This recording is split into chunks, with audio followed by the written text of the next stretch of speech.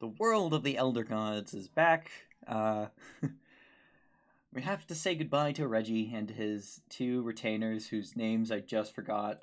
Holy shit. Cole and Juan. Uh, they decided to go off on an adventure themselves in Petrovia and elsewhere in the region of Haldrum.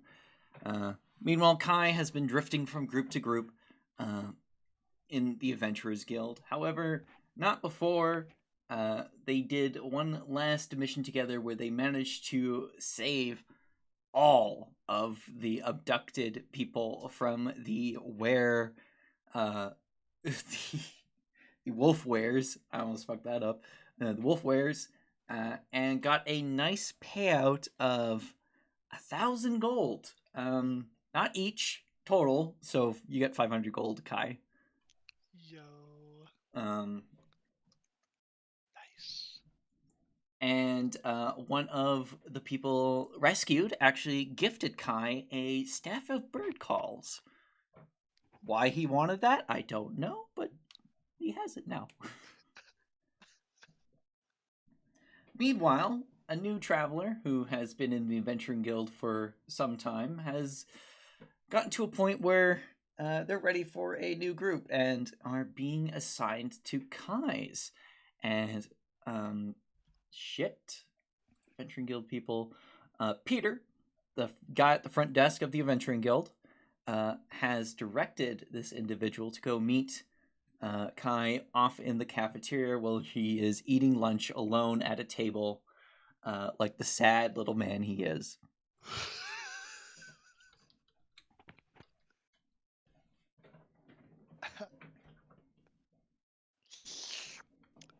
Yeah, So, this Tom, if you want seems to like. introduce your character. Uh, Hi there. Saw, Brody. So, like, where are you from? Oh, from Kingdoms of Manhestia, bruh. Fuck. I mean, Yeah. fuck. That's pretty fucking cool. Yeah, bruh. What are you like a bird, dude?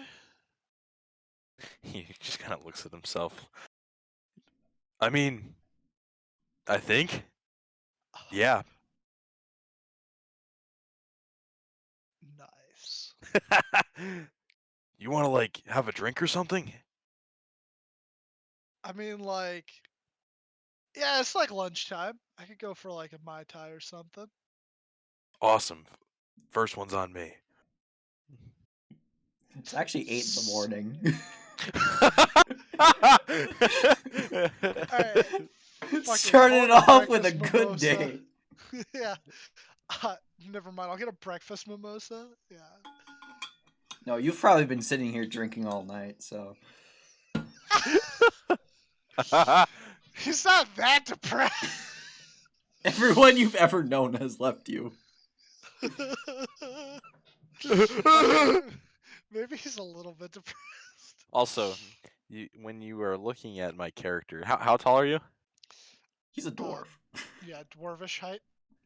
So like 4 foot. Hold on. It's in my bio. Yeah, exactly 4 foot. Okay. You look at me, and I'm roughly you could consider like almost a foot taller than you, but I'm still very short, and it looks like I do not weigh that much either. Yeah, when you look at Kai, uh, compared to like any other dwarf that you've seen before, instead of usually like like the sort of Caucasian with the big bushy beard, and then like maybe their skin is like sun kissed or like a little rosy if they've been outside, whereas like Kai is like beach bum tan, skin kind of like chapped and cracked from exposure to the sun. He does have a bit of a beard going, You but could say he it's might nothing have crazy. the early onsets of melanoma, but Yeah, he might have the early onsets of that. And he's not necessarily muscular, but he's a little bit cut. He's got like those sort of like wiry limbs, like it's thin, but it's also powerful. If you Right. catch my drift. So like he doesn't look like a regular dwarf that's just been mining all day long. Nope, you don't have to worry about. You don't have to Oh, worry about melanoma. You're good. okay. But yeah. Bet. Let me What just. kind of bird does your guy look like? He's a red eagle. Oh, already.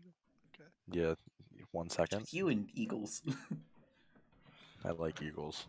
Cool There we go. birds. What are they doing, Mother? Well, you two spend the morning catching up, not catching up, but getting to know each other. And come lunchtime, though Kai might be thinking it's in the evening, he's not quite sure what time it is. I haven't been outside in a couple days. Yeah, he's been like sleeping in the forge with his cousin. You decide to head over to Peter to see what quests he's got for you. Oh yeah, tits. You gotta get some jobs going, make some money. Oh yeah, by the way, what was my cousin's name again? I didn't put that in. You know what? I also forgot to write it down. His name was oh my god. I don't remember. I'll have to watch back. For now, let's just call him Greg. Okay, that works. That's fine. Yeah. I'll just write that. Smith. Oh yeah, by the way, bro, like, what's your name? You didn't like fucking tell me in all this time that we've been sitting here talking to each other. My name is Cardin. Oh yeah, Oh, my that's how name's you pronounce it. Kai Reefborn. What, Bean? Bean. It's back, you more. Sorry, I'm looking at your name on Discord. It says Bean. Blame Dylan. Fucking, I'm changing your name. Yeah, change it back to Beck. So that way, there's two Becks now. Oh my god.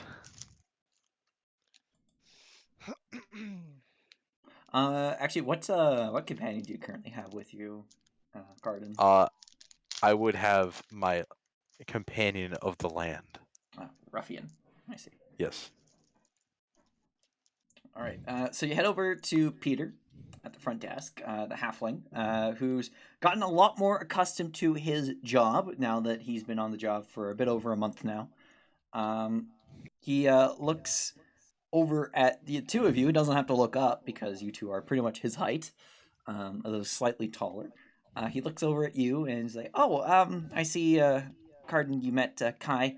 Are you here for a job?" Yeah, bruh. Well, currently we only got two things that would be fitting for you two. One is in Lettie Forest, talks about some kind of insect thing attacking people.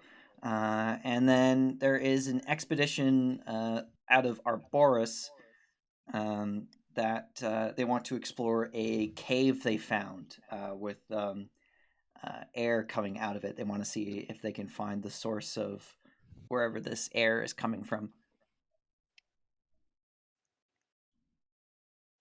Okay. Um, what are you feeling, Cardin? You want to go to the forest or into like a cave?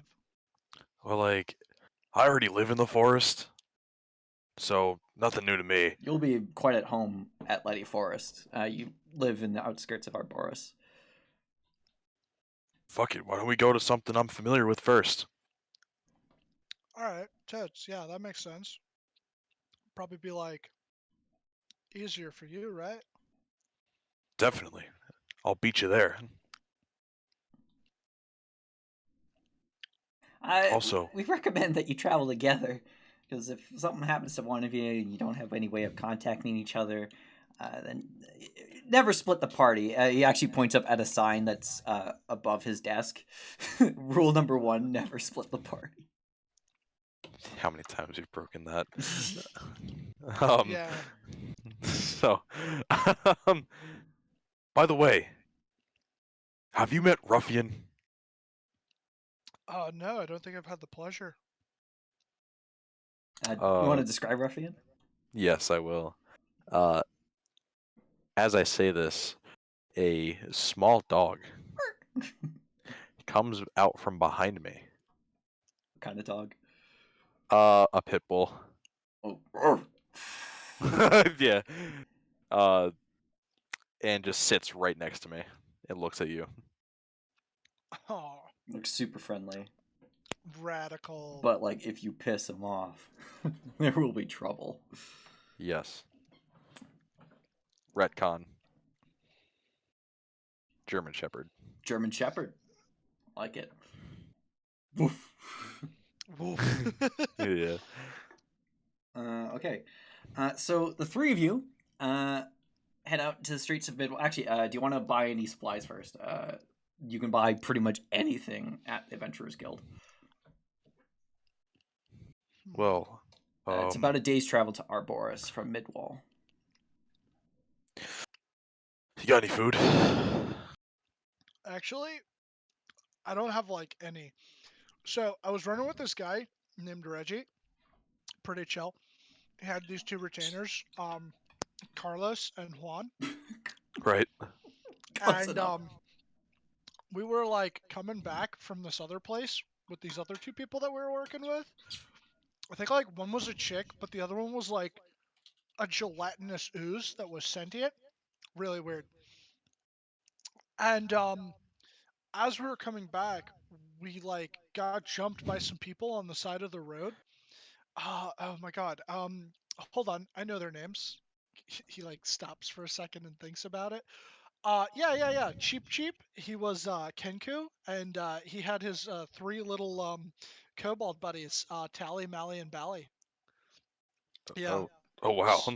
Yeah, so like they needed food and they were like really desperate for like work and cash, but the dick that works the front gate was like, no monster people up in this place.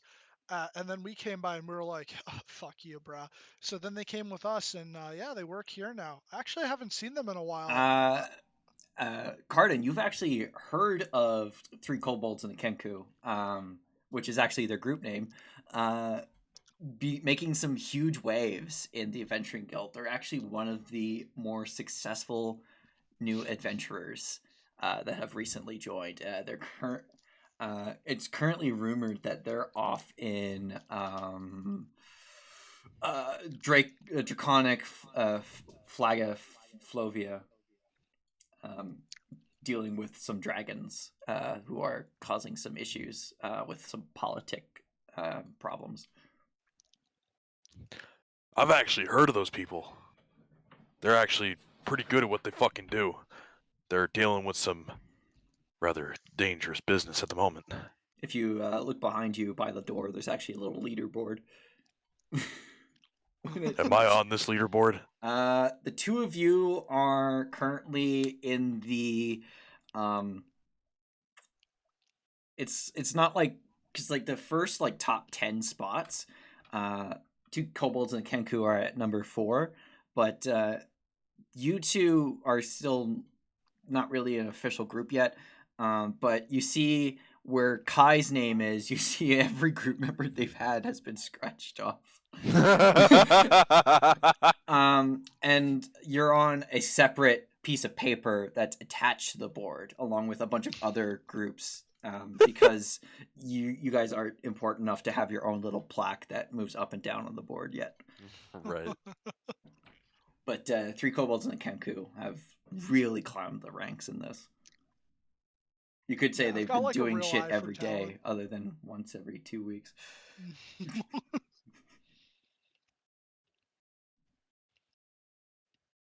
But yeah, I've got a real eye for talent, and like we set those guys up.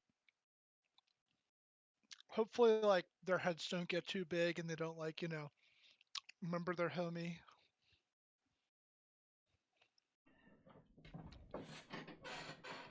Oh yeah, absolutely. I agree. Peter agree.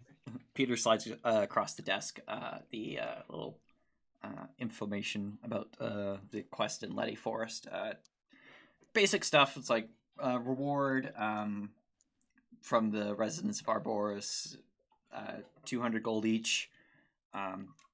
Depending, that's the base value, and then there's more depending on how well you do and if you actually manage to kill it or frighten it off, etc. And there's a small description of the creature. Let me see if I can.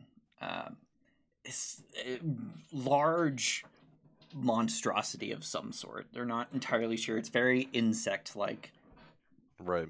but it seems to burrow. And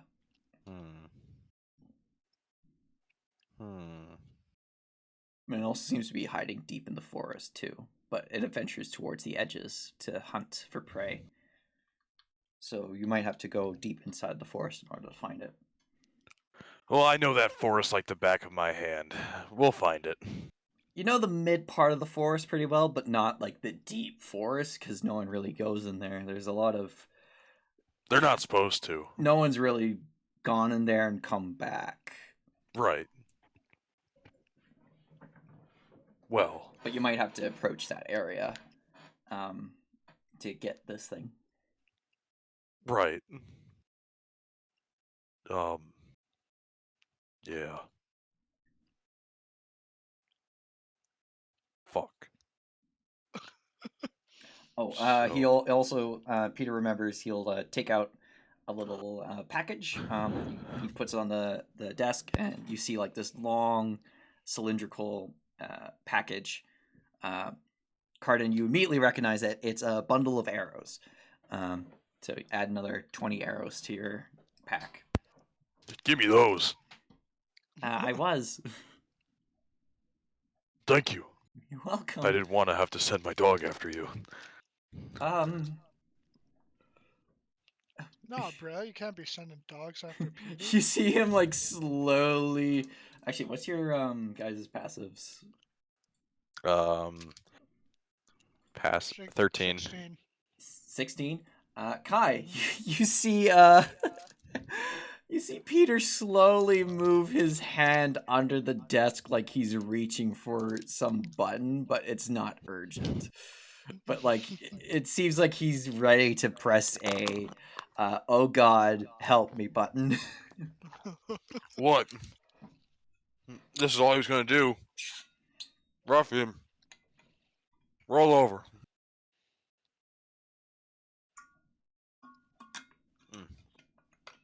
Ruffian looks at you inquisitively and looks at Peter, knowing that Peter's not really a threat, and just kind of looks at you and goes, and then just rolls over. See? Good dog. I didn't want to send him over to you. I think it is best you guys get going. Is the door open? Yeah, we'll get out of your hair, Petey. I mean, it's not Actually- locked. It's the front door of the whole thing. No, but I mean, like, is it's like swung open? No, not currently. Can you open the door for me, please, Kai? Bro, I gotta buy some food. God, finally get to my fucking self. I open Sorry. the door. I'm a bird, bitch, and I fly up.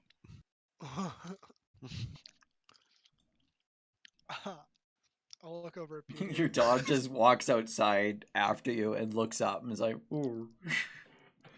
And then, do you signal him to follow you, or where are you going, Cardin? I'm just hovering above like the buildings and like getting a recon. Oh, you're just of the flying area. in place. Okay. Yeah. Ruffian just kind of sits outside looking up at you, and then looks back towards Kai, then looks up at you, and looks back towards Kai, and then looks up to you, and it's like barks at you, and then turns around and goes to follow Kai. Ruffian, you get back here! And I come back down. And then Ruffian turns back and goes back to you. He responds to your orders, but he can't follow you in the air. Fine. I come back down and I'm like, Ruffian, do you want to go take a nap? We're Would I understand them?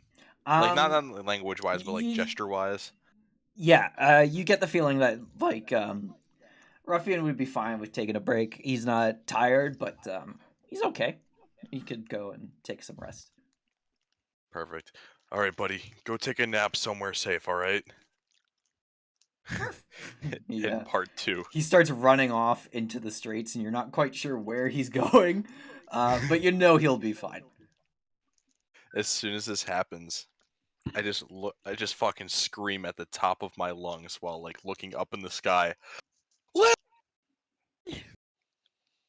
It fucking cut out, didn't it? Yeah, it did. Larry! Larry.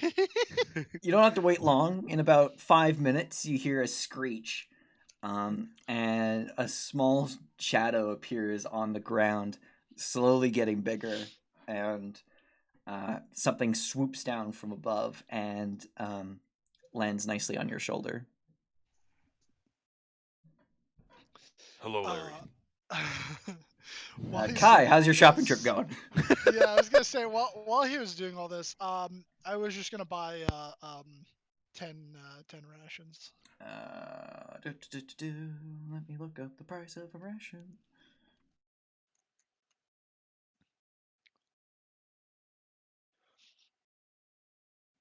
$10 rations, 5 silver. 50 silver, so that's 5 gold. Okay. Alrighty. Yep. And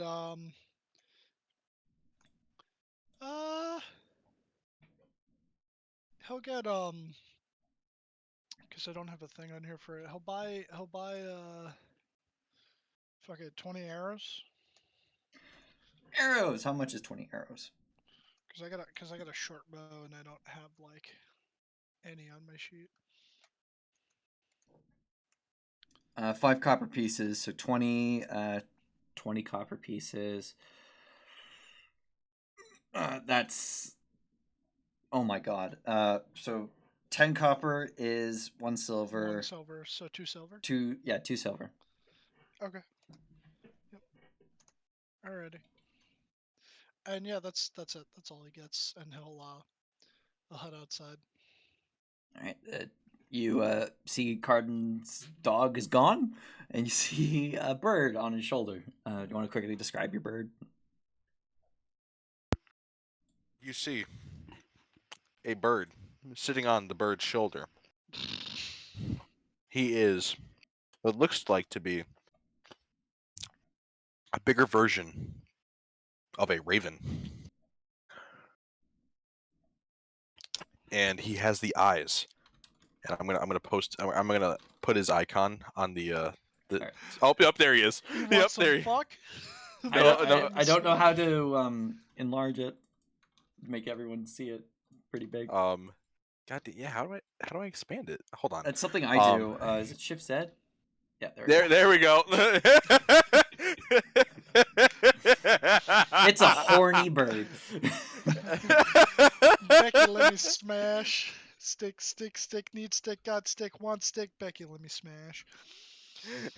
So you see this, his eyes are blue and his beak is like very yellow. Ah, nice. Since it's a raven, though technically it can't, in its thing, I'll say that it can do like very minor mimicry in terms of sounds, but not to the point where it can fool people. It's still practicing that. Okay, cool. So like if I say something, it'll like repeat it. Not necessarily. What do you mean then?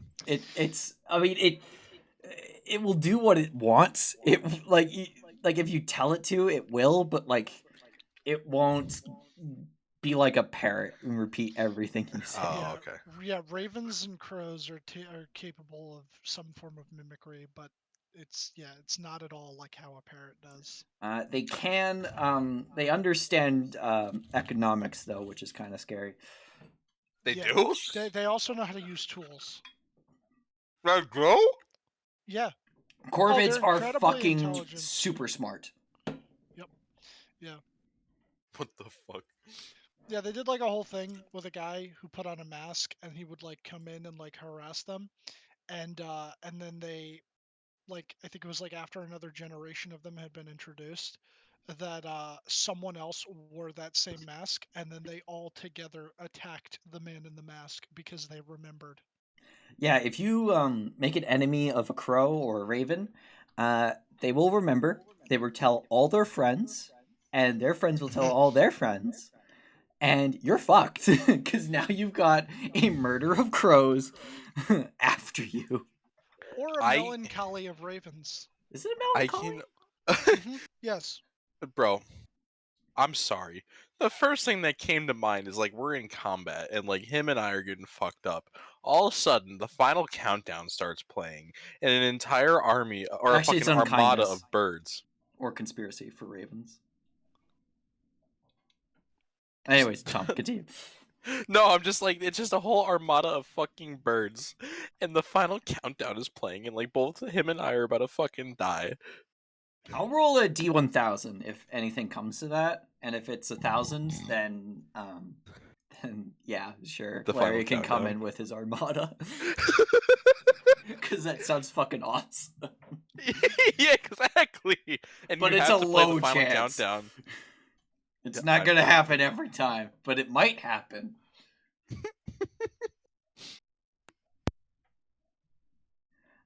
Anyways, yeah, the three of you set off out of Midwall. You're making it a late start, so you might want to pick up the pace if you want to get to Arboris before midnight. You want to go fast, or do you want to just take it slow and take normal pace? I can carry him, right? What's your strength? 15. Can you carry him while flying? By him, do you mean me? Yes. I weigh 130 pounds. Oh, fuck. Yeah.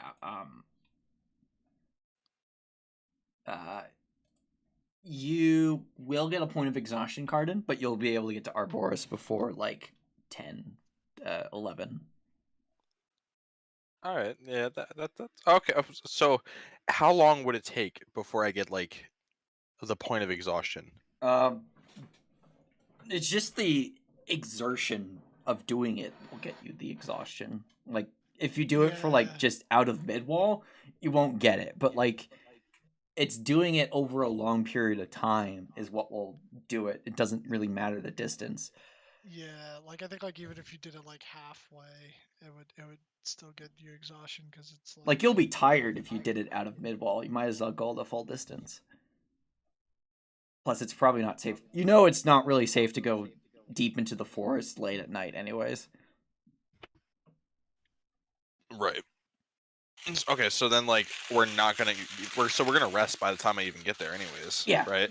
yeah, that's yeah. generally an idea. We'd reach Arboris by like nightfall and then not go in until the morning. You also that's know fair, that there though. is a adventuring guild, not outpost, branch out in Arboris, so you can rest there for free. So like I would be right outside the forest though by like the time we got there, right? Essentially. All right, then yeah, I might as well just go there and then we'll just like set up camp outside of it. I mean, if you want to set up camp, or you could stay for free in town. It's not a big town. What? What do you want to, Kai? I'd rather like at least spend one more night in a bed, so like we could just sleep at the Adventurers Guild in Arboris. So be it. Altering course. Still the same direction. Yeah, It's we're just still the slightly same further. direction. Oh, bro, us flying is like magic, dude. How high are you flying? 40 feet, 40, 50 feet. Like above the trees. Okay. Yeah, Larry is flying alongside you. You're flying. You see a couple caravans below you that are passing, one going west, one going east.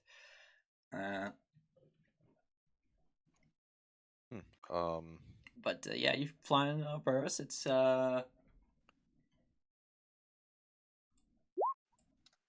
uneventful. And you make it to Arboris around 10 to 10:30. 10:30 to 11-ish. As we get closer and I see the lights, I'm just like, oh, finally, we're coming in for a little bit of a hard landing, buddy. How Make hard are we a con talking saving here? throw, Carden. Con save? Yeah. Oh, yeah, you're able to control it just fine, but it's a bit fast than what you're usually doing, but Yeah. you're able to land safely. You're not like Skyrim dragon crashing. Just dig some fucking furrow into the ground. Hold on, buddy. I'm holding. He just like grips your legs hard. I need those for aerodynamics. Your legs? No, it's your tail, man. I have a tail. Bird tail. Oh, It's your feathers. rudder essentially. My rudder, my ass. Is God damn it. Is Larry still with us? Yes, Larry's with you. Instead of like the dragon like crashing in Skyrim, I almost kind of picture like in Halo, like how many times where the Banshee crashes, but then the hand and then Yeah. You did that on purpose.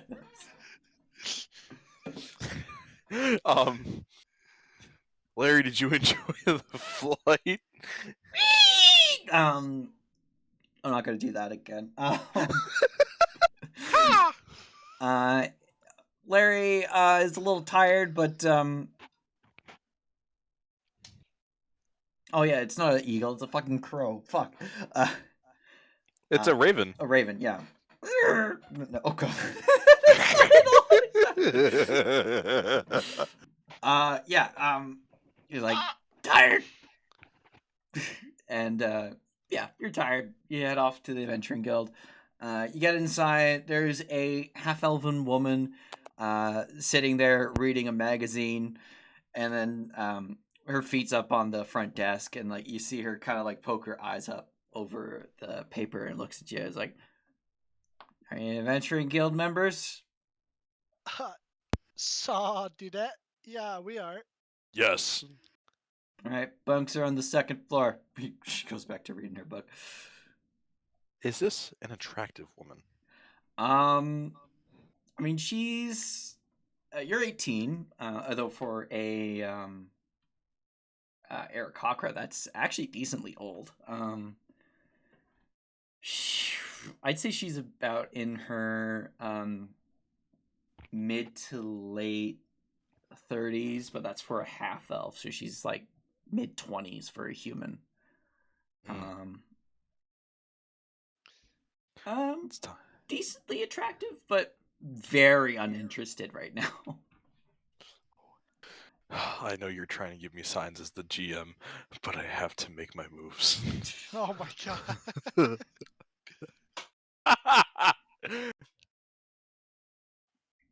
No, I'm not going to do that to you with my first session here. I'm sorry. You're ridiculous. To the bunks. Yeah. The design of this hall is similar to the one in Midwall, but it much smaller. But it does have like the open area around the front desk, and you can see like the railing for the second floor above. Though there's not a third floor. Carden, you could very well just hop up and fly up there. Though through experience, you know that is very faux pas. I want the bottom bunk. Yeah, sure. Wait, why? I don't want to talk about it. just kind of like pauses for a second and looks at you strangely, and he's Are you like, scared of heights? I hit Not- my head a lot, okay? Not super high heights, but like low heights. Listen, I fall off the bed a lot, okay? all right. And as a bird, blunt force trauma is pretty bad, so that makes sense. I'm gonna get bird brain one of these fucking days. I think you already did, Brady. Roll for insult. Roll for insult. Fuck out of here.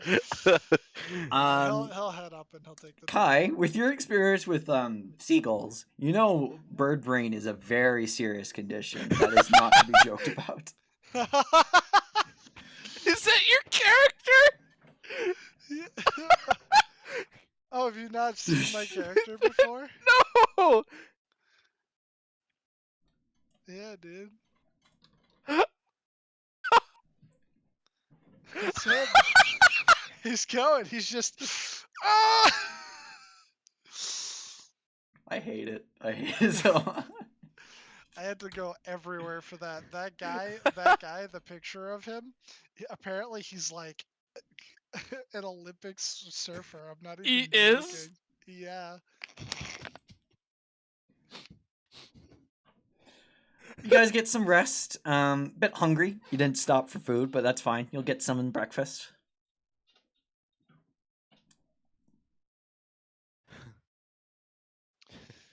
We'll climb up to the top bunk. Curl up. You're like 3 times your height up above the ground, Kai. Doesn't worry him too much. But he'll curl up and slowly fall to sleep. His head will be filled with thoughts of his dear mistress. So far away. I miss her so. Reggie's sister, whose name I don't remember. What was her name? Oh god, it was like Cass or something. Cassia. I'll look it up later. Wait, is that actually what it was? It was a C name. Oh, I hate that so much if it actually was, because it's like he's already like some frail noble dude, and his sister's name is Cass, and it's like, hello, Percy. Katrina. Katrina. Okay. Katrina. It's a little bit more redeemable. That could be spelled with a K. With a C. Oh no! Kai, as you sleep, you have strange dreams. First, they're about, not Cassandra. Fuck. What did I just say? Fuck, you just said it now. I I know! can't remember. Katrina. Katrina. First, it's about Katrina, as We're most gonna of find your her. dreams have been over the past month. But after a certain point, it begins to change. Begins to get more slimy. Slimy. It at first you're not quite sure. You start thinking back to the Midwall dig site as your dream. Oh, my people. And you start remembering the times of sailing through the stars. Times that you don't remember ever doing, yet it feels like you were there. You remember raiding other vessels among the stars. You remember kind of being a pirate, sort of. Remember this one time that you had a delectable feast, although you're not quite sure what you were eating, but it was very tasty. Roll a perception check, actually. Oh, okay.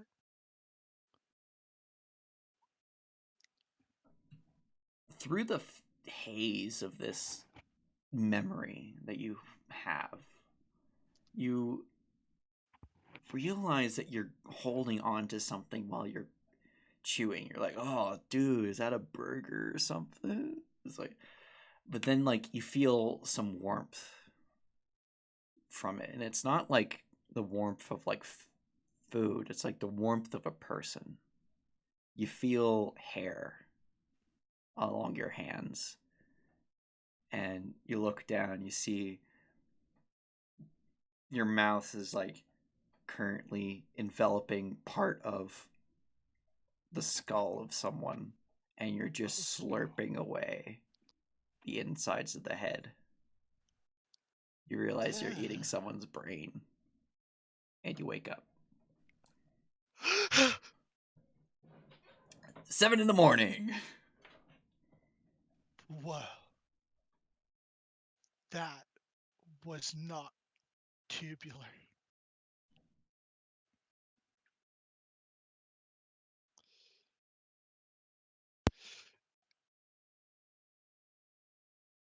I didn't dream. You had bird dreams, making a nest, laying eggs. Not you, but family laying eggs. Flying around the trees, hunting smaller birds, hunting rats, small creatures, eating things, bird shit, literally and figuratively. I've always wanted a family. Look at that rat. Oh my god.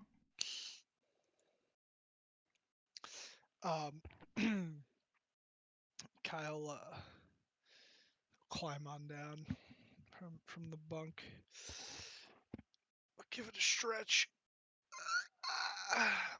And look at his newfound buddy here, and is he still asleep? Yeah, his feathers are kind of puffed up as he's like not really snoring, but kind of doing that like bird, like the thing that birds do when they're asleep, where like their feathers just kind of like that little thing that they do. Yeah, like ruffle. Yeah. Yeah. Okay. He'll pull out his staff of bird calls, and he'll have it do an eagle caw. All right. How loud is these things? I think it is as loud as like what it's supposed to be. Hold on, let me look it up real quick.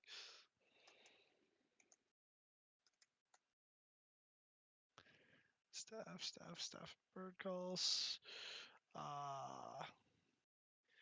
It is an eagle shriek. So, All like right. that. Yeah, you do that. Not caring about the fact that you're in like a barracks kind of place where there's lots of bunks. There's a few people in here snoring away. You do this, and you hear about 4 people crash from their top bunk as they fall out startled. Cardin, you think you hear your mother calling to you in your sleep, and you eyes snap awake. Mother! Where are you? What did I do? I'm sorry. And you see Kai standing there with the staff. It's covered in barnacles and some coral, but wood base, and kind of looks like a bird head at the top with its beak wide open, like it's screaming. Cardin's face goes from shocked to very upset. In fact, he just, like Frankenstein, raises up from bed, gets out of bed, and just extends his talons. Did you do that? What are you talking about, Brody? Deception check. Insight check from Cardin. God damn it. Oh, I've... Right. Oh, yeah, go ahead.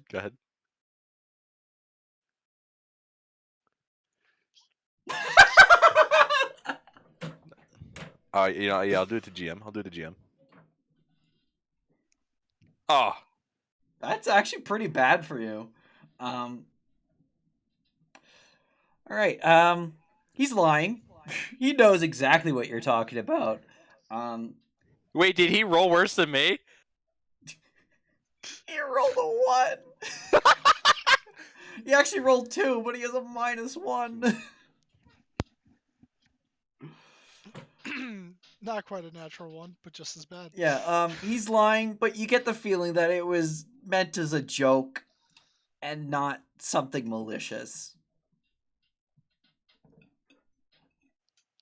Unless it was meant as malicious, Kai. Was it meant as malicious? No, he was just trying to wake him up. That's Yeah. all. It was a joke. Yeah, it was not malicious whatsoever. So, Cardin is just going to slap him across the face. Not like with the talon, just like the back of his fucking like All right, roll to hit. claw.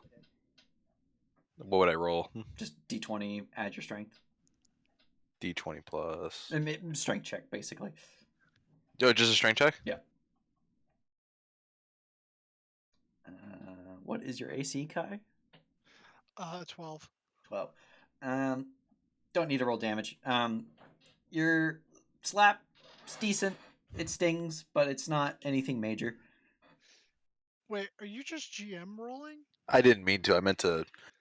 You Oh, also okay. GM rolled too, though. I did it for the deception because I just wanted to see how it came out, but I think all of your rolls thus far have been GM rolls. Yeah, they have. were.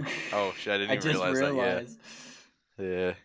Yeah, I thought it was because I just wanted to make sure because I did the whole, extension thing, and I hope it doesn't, like, stop showing me other people's stuff when I'm a player.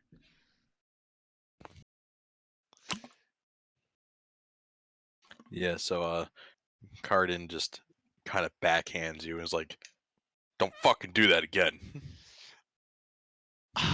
Harsh. You want to talk about harsh? You just come on, Larry. Let's go get some fucking breakfast. Larry looks kind of sad, slightly disappointed in you, Cardin, as you've just pretty much attacked a new friend, but also slightly understands your plight.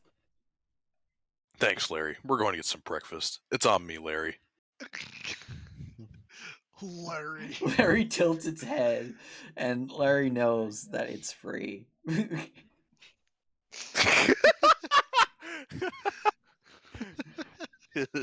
Cardin did not know it was free. Roll a d20, actually. Let's see. Okay.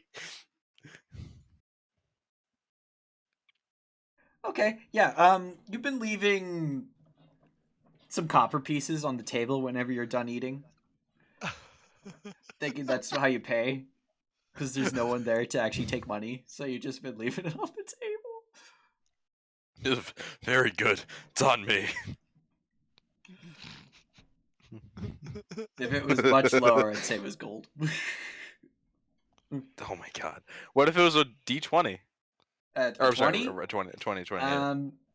You would have figured it out, but occasionally you forget that it's free. So I genuinely think that every time I go to these places, I pay copper. Yeah. Perfect. I just like kind of wrangle through my bag, like, oh geez, how much copper do I have this time? Kai's gonna head down with you to get breakfast, but say absolutely nothing to that. You'd probably have a bit more gold because you've done something. I'll just quickly change your thing around. You got 80 gold. Oh my god, that's a lot of gold. How much copper is that? How much copper is the gold? There. Yeah. You have 42 copper on you. Well, if 10 silver equals 1 gold, and then 10 copper equals 1 silver, do the math. Oh, so you said how many silver is 1 gold? 10. 10 silver is 1 gold. And how many copper is 1 silver? So 20. 50 copper is 1 gold. Okay, so then I have 80 gold. So how much copper would that be? I'm not doing the math for you. One gold, I think, is Mostly 'cause I don't know how to equal do to the math. 100 copper. So So I have oh my god, Oh, 8,000 100 copper. It would be 100. Yeah, it would be 100 because you're going 1 gold down to 10 silver, and then each one of those silvers is then split into another 10. So 10. So it'd be 100. So 100 copper is equal to 1 gold. So 80 gold would be, yeah, I think about 8,000 copper. 8,000. Yeah, sorry, not 80. 8,000 copper. So, his intelligence isn't the greatest. Cardine thinks that everything he pays for is with copper. So, Are you gonna convert all of your gold to copper? no, but like That's I like have paying silver for and everything in pennies. yeah. So, I like to buy a car in pennies. bro, that'd be crazy. You ever see that that guy in China paid all his entire taxes for like a year in all pennies? I mean, that's the way to stick it to the man. That really is. There also was Yeah. that guy who got Fallout 76 in bottle caps. I think he sent them like 10,000 bottle caps, and then they were like, "All right, Yeah, yeah." they gave him it. Yeah, one game. I mean, it's 76. Really, it probably was worth less bottle caps than 10,000. It wasn't If worth it, one bottle cap. see, if he had done it with Fallout 4, and then they gave him like the Pip Boy edition, that would have been golden. But of course, they gave him the worst Fallout game, arguably. Yes, the one that's not buggy apparently to the one girl I was talking to. The three of you go to get breakfast. A little halfling server walks up, gives Larry a little plate of worms, and Larry just starts pecking away at those. Cardin, you're eating whatever you have. Kai, you're eating whatever you have. I checked the menu and I see that it's like normal food. Bacon and eggs, roasted squid. Actually, no roasted squid. That would be an octodile. Mostly like boar and like boar bacon and shit like that. I just go to the halfling waiter. Excuse me, do you have any cephalopod? Um, I'm afraid we're a bit far from the Moonborn Ocean or the Elder Sea to actually have any cephalopod. I see. We got some freshwater fish though. Come good off the resting Dragon Mountains. I will try this fish. All right, gets you some. Is it trout? Trout would be a freshwater fish, yes. Yes. Okay. Yeah, some nice trout. It's typically Do you the have one that any people eat. bass? That is one that people don't always eat. Um, uh, we Salmon. did have for a time, but after a certain point, people started complaining about bass and sea bass and how they hated it so much that they kept getting sea bass every time they went fishing that we stopped doing that and we just get trout now. I see. That's an Animal Crossing joke. Yeah, I kind of figured.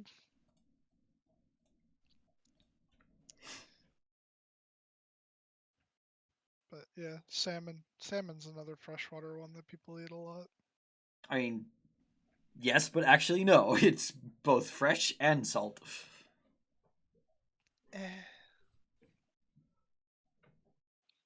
There's variants. I mean variants. They literally switch between the two. There's no pure freshwater salmon or pure saltwater salmon. It's both. I think there are. I could be wrong. Because there's some subspecies of salmon. But Kai does not eat fish. Fish are friends. Not food. Yep, exactly.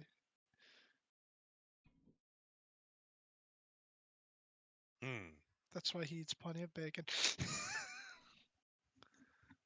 I must admit, this fish is very. Should I roll to see like how good the fish is? Um It's all right. There's been better. Hmm. It's a little on the small fry side. How was the service? How quick did she bring it out? A little halfling waiter.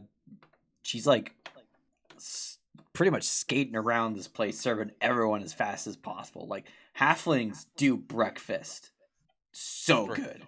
Like they got this down pat. Well, apparently not the fish. But no, I'm only kidding. So They're rude. not cooking it; they're just serving it. Right. While I didn't think that it was horrible, did not think it was the greatest. I'm telling Kai. You see, Larry But is having a great time with his worms. Larry, do you like the worms? Yeah. Good. At least someone's enjoying their food. Kai is also enjoying his food. He's not as vocal about it, but he'll say to you, yeah, bro. I mean, like, fish are friends, not food. So like, They are, yeah, dudes. but You I were just talking ate one. about cephalopods, and I knew this cephalopod. Cool dude. What was his name? The cephalopod? Yes, Oh, um, Seth. no, like their language isn't the same as like our language. So, and then he just like makes a series of like bubbling noises, and he's Like just like, the this is like, like the fucking was that an octopus from Peter Pan? No, no, that was the crocodile. That was the crocodile. Yeah, no, but yeah. he'll just make those noises, and he'll be like, that's like his name in his native tongue. Ah, the translation for that, I guess, would be like, he who lies in wait. What you got that from? Like their language is very nuanced, and like some sounds have like multiple meanings. But yeah, that's like what his name means. I see. Compared to the dolphin language, octopi speak is so much more complicated. Dolphins are like, and like you get it, but like cephalopod, holy shit! Like you need like Oh yeah, almost a degree to be a master in it. yeah. Them and like crustaceans, they're like a little bit complicated too. There's some dancing in crustacean language, Yeah, so it's hard to communicate by just through words. I'm not like he's still telling Carden this, and he's just like, I'm not very like proficient in dancing, so it's hard to communicate with crustaceans in a way where I won't offend them because I've done it before without meaning to. But You yeah, knew this dolphins by far. really great crustacean musician though. He was great. Oh yes, yes, he was He went by fabulous. Sam. Yeah. But yeah, and he's just like dolphins though. Yeah, you just get them. Sometimes they're dicks and like they like to fuck with you, but then other times they're not, and they're really good. They're really good. You know, I'd say people because like they all have their own personalities. So yeah. Kai, make a perception check for me. Okay.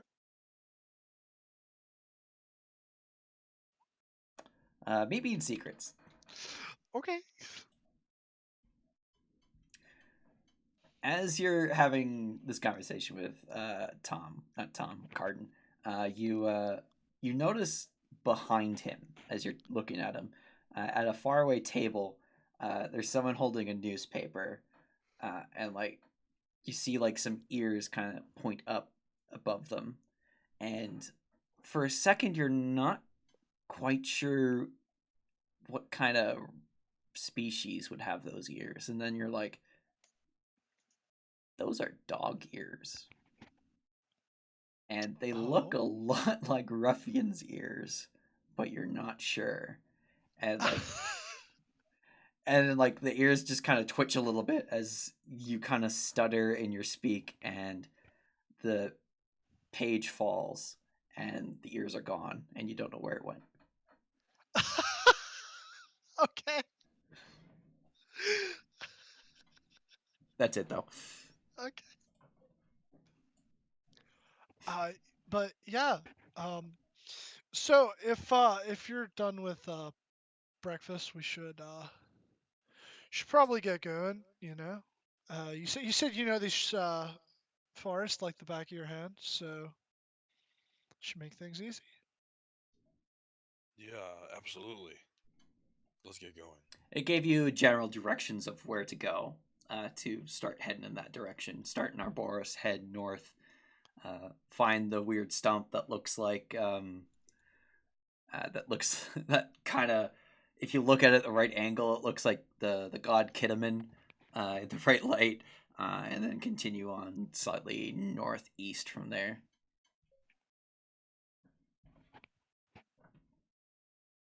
Very Is good. there this is probably in the doc, but I don't remember. Is there like a god of the sea? No, there's only those five gods. Each of them kind of have different aspects. Barbell, the goddess, the goddess of like fun, chaos, and mischief and stuff like that. She generally does like a lot of the more calmer parts of ocean because the sea's chaotic. While Kiddaman does more of the storms and stuff like that. You probably more follow Barbell though. Okay. Actually, as you leave the thing, you see that a crowd has gathered in the town square as a young halfling girl is playing a lute on a stage. And Kai, make a religion check. Ooh. Nope, you have no idea. Yeah, you just see that there is a young halfling girl, just kind of doing a little dance as she's um, playing her lute for this crowd and having a great time. Let's see, where is it? I'll show you what she looks like because you'll be able to see her from where you are. he'd like pointing out her dancing, bless you, to Carden. He'd be like, see, like that kind of dancing. I feel like she could be really fluent in crustacean. Oh my god, I don't know where it is. Where is it? Oh fuck. Oh god, oh fuck. Where'd it go? Oh no.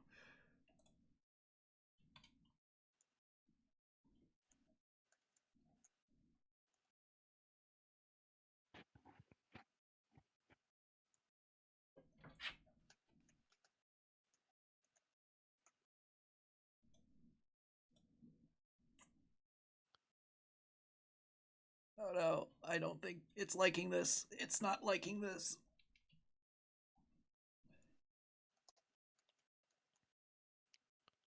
Okay, I'll just cancel that.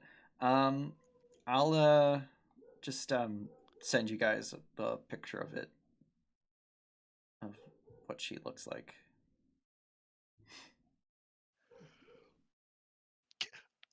I knew it. I had to look it up. There is such a thing as solely freshwater salmon. They're called landlocked salmon.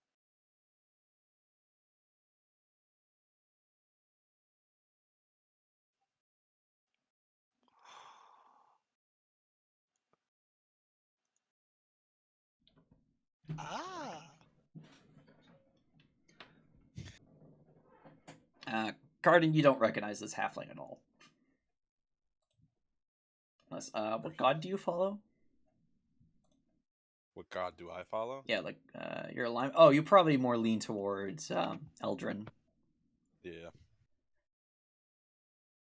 Yeah, you don't really know who this is, but you see she's gathered a big crowd and she's loving it.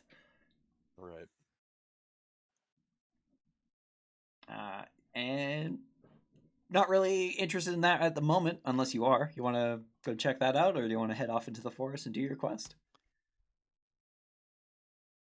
Definitely quest time. Unless you want to do that. Kai will like try to commit some form of the face to memory to perhaps try and find them later on and talk to them and like see if they'd want to learn crustacean. Um, as you're like kind of staring at this girl, you see her eyes. Like even though you're like over like 100 feet away, you notice her eyes lock with yours, and you get a in your brain. It's like, I see you, and I do know crustacean. And she goes back to keep strumming away. His jaw fucking drop. Roll religion again at advantage. Okay.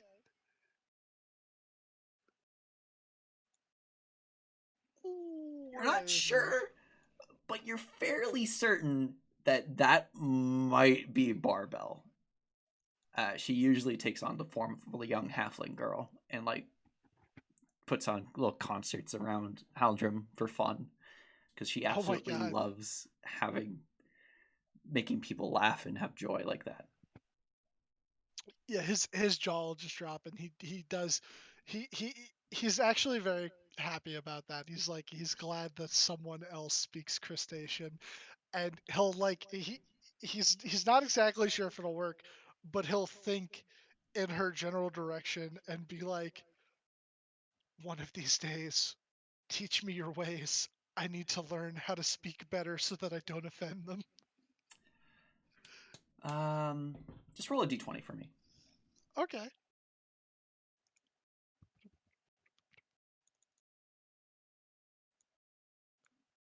Oh no!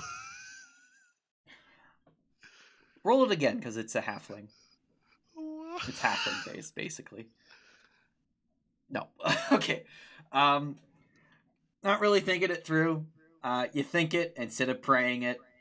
Not sure if it got through or not. But who knows? Maybe it did. Fair enough.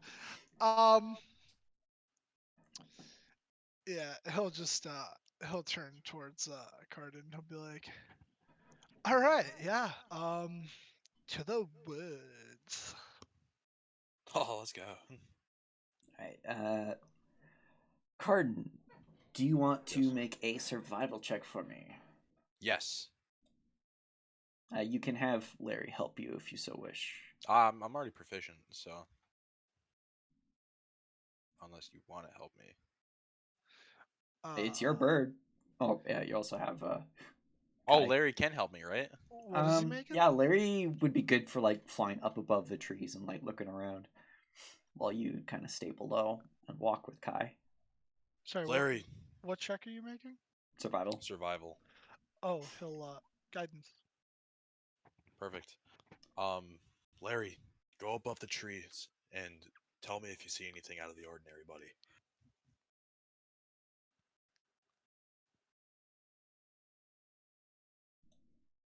Does Larry go? Yeah, Larry nods and Okay, flies perfect. up.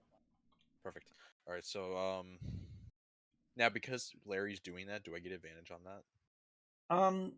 You'll make 3 checks. You'll get advantage on the second one, but not the first or the third, because Larry has to fly back down and like kind of sort of tell you, and it's hard to like kind of understand creatures when you don't speak their language. Well, I could burn a level 1 spell. Like, he would like barely say to me like what he sees, right? Is that what you're trying to say? Yeah, he'd say like a single word with How the long? How mimicry. long does this last for? Okay. Can I do for my first one regular? When he comes back, can I cast Speak with Animals? Yeah, if you want. Okay, cool. So that's what I'm While gonna he's doing this, I would like to go to a nearby tree and just simply carve into the tree in Druidic, Kai was here. Right, you do that. All right, so you're pretty sure you're going the right way through the forest. You're very familiar with this area, so it's pretty simple. do. Right. But the second leg of your journey, Larry comes back down, and Larry's lands on your shoulder and looks at you, and it's like, Kai, you hear a kind of like almost like a caw kind of, and like chirping a bit.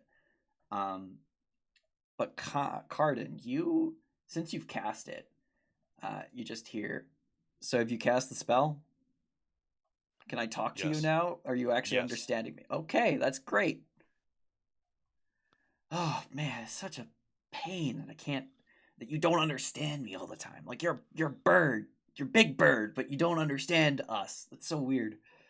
I don't get it either. Yeah, Kai, you're only hearing half this conversation. Yeah. He's just, he's just like he's observing it because it does intrigue him to a degree. He doesn't know enough bird. He only understands seagull. well, like you know what I mean. When he speaks to those animals. I mean, you don't understand it unless you're actually the animal. Right. Yeah. Seagull. Right. He You can actually, kind of no. get it when you're like a dolphin, but you, Yeah, because they tell me what. yeah, he the says. dolphins tell you what they're saying. Yeah, they're like dicks. Seagulls are dicks too. So Larry, what did you see? Well, I saw a clearing far off ahead in the direction that we'll want to be going eventually. It seems to be where we need to be going. Okay. He points with his wing in the general direction of that clearing. Does Kai see the bird point? Yeah. He's over that way. Perfect. Oh, it's a clearing. I don't know if this insectoid thing is there. Oh. I could fly off ahead and do some light scouting, but that's up to you. Do you got it in you to do that? I mean, you know who you're talking to? It's me, the great Larry. Of course I can do it. I'll be right back. Let's see here. I'm not like Percy, that little lazeabout. So, okay, fine. Percy, do you guys have a rival or something? You should know this. Like, yeah, of course we have a rivalry. He's like, oh, look at me. I can swim, but you can't breathe fucking air. Of course. Actually, wait, can he breathe air? I think he is He's amphibious. a hammerhead shark. Yeah, he's amphibious. He can breathe both air and water. I guess since he's just a shark, then he can't breathe air. Oh. Unless buddy, you... I mean, he can be on land a bit. Like, he can hold his breath, but he can't be on land for very long. It's very difficult. He only has a speed of 5 feet. Hold on.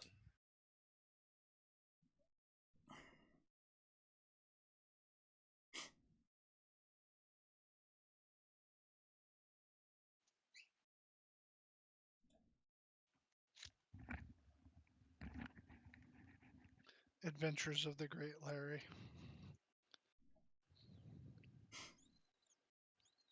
So, the hammerhead shark.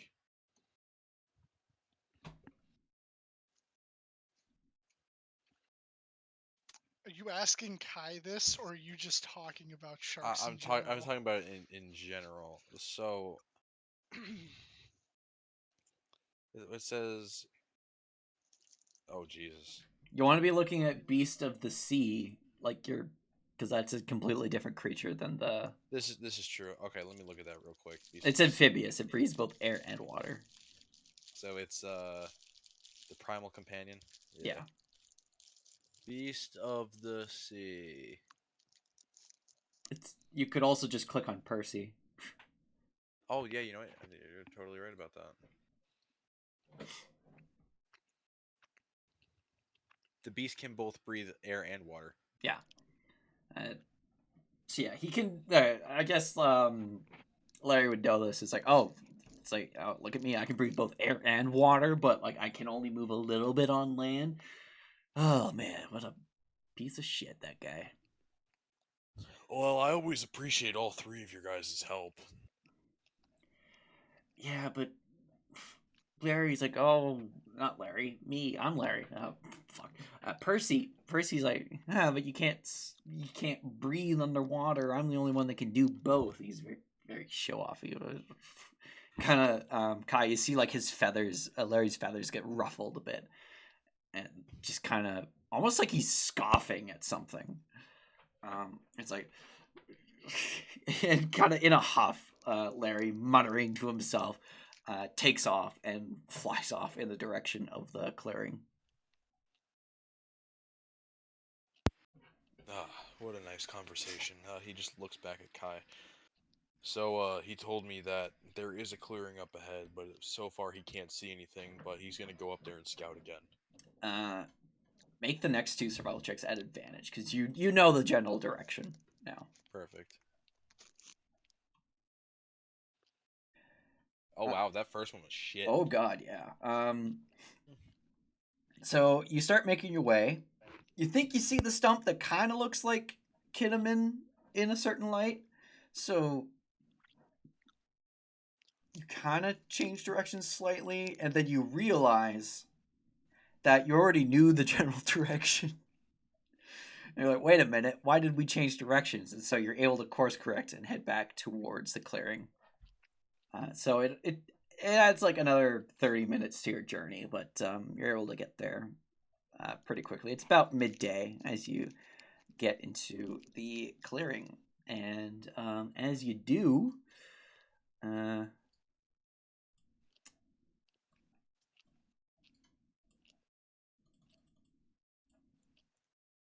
put you guys down here.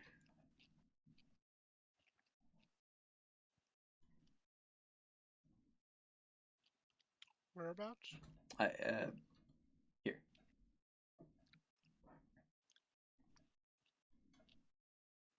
The circles are trees. These are like thick growth. So everywhere where there's these like patches of bushes, that's difficult terrain. But it's very much a clear area opposed to the rest of the forest. It's still forested, but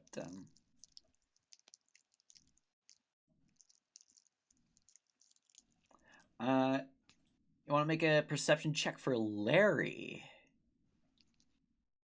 You can add your proficiency bonus. So basically make a perception check, D20 plus 2 plus 2, so plus 4. D20 plus 4. D20 plus 4, gotcha. Come on, Larry. All right. Larry finally notices that you've arrived. Oh, damn. I totally forgot I had guidance. Well, that's gone. All right, so you arrive in the clearing. Larry arrives. Can't really talk to him anymore because Speak with Animals has run out because it took you 30 minutes. But Larry's able to communicate to you that he spotted some movement amongst the trees a little bit further into the clearing.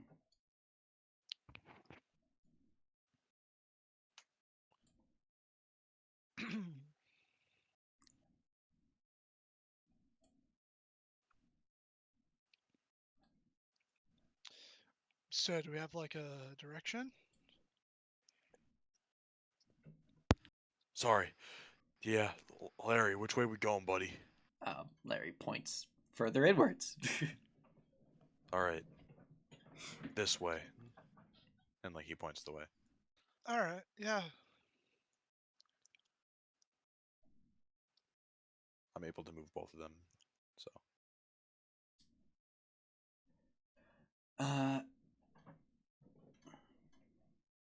Kai, as you're moving forward, you hear in Druidic,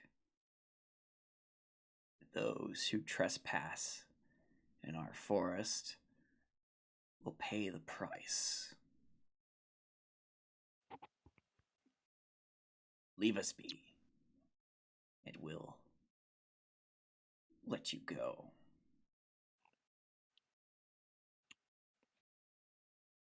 I don't hear this. You hear it, but you Kai- just hear like these weird kind of, almost like the rustling of leaves, and like some kind of whispers. It's hard to make out. You don't understand it at all, but Kai gets it. Kai will respond and he'll say, but like, hold on, I gotta find the right word for this.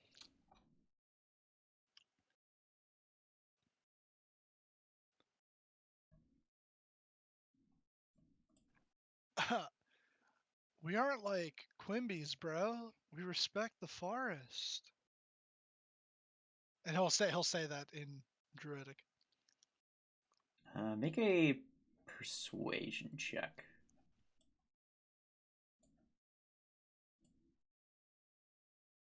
Persuasion. Oh, Yo!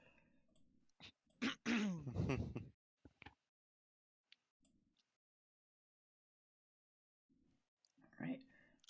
Then why are you here? Why have you disturbed our land? Well, there was like some talk about a big bug creature that was straight just murdering the folk. So the guild was like, yeah, take care of that. There's a pause, and all the animal sounds go silent, and to the point where Carded, you even notice that there's no more sounds. Like there's no more birds, there's no more squirrels chittering. It's all quiet. And then you see the tree in front of you, kind of something's moving in the bark, and out of it steps a dryad. This woman who looks like she's part plant, or like made of like a tree or something. It's hard to describe. She emerges and looks at you. It's like, you hunt the beasts that plague these lands? Yeah. And she'll say in common, so Carden, yeah, you understand it now. Because totes. Totes. She'll look at you, Carden.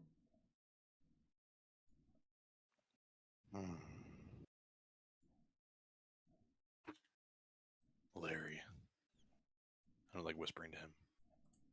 What do you think? Larry shrugs, and then looks towards Kai, and then looks back at you, shrugs. Come on, buddy. You're supposed to be my lifeline here. Carden, you've heard of fey creatures deep in the forest. They don't really like visitors. And since you missed like a bunch of the conversation, but you've just heard that like they're asking if you're hunting this thing that plagues these lands. You get the feeling that they might not like it if you tell them that you're just hunting peaceful creatures in their land. But if you're hunting something that plagues it, then they might be a bit more friendly. Well, that's what we are doing, right? Yeah. Yeah, so we're trying to get rid of these things because they're plaguing the lands. I see you're very eloquent with words. I And like to then think so. out of the trees around you, more dryads appear. In fact, actually, one right behind you. They seem to be like kind of melting out of the tree as they step forward. Larry, run! Nah, dude. They're chill. This dryad actually walks forward past you and just they all kind of conglomerate together up here. And then you hear some foot behind them, and a couple dogs just teleport in right behind them.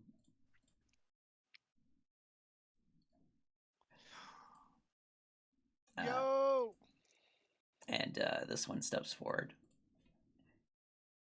What you're looking for is called an Umbra Hulk. Two of them have made this their nest in this grove, but they're currently away right now. Perhaps we can lay a trap for them and get them when they return. Which will likely be soon, as this one actually puts her hand on the tree and just kind of feels it. Her eyes are closed and says, "We have about 30 minutes or so until they arrive. They're coming."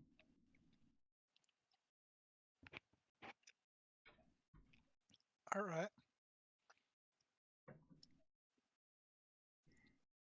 I think I got some ideas. I could think of some things. Both of you make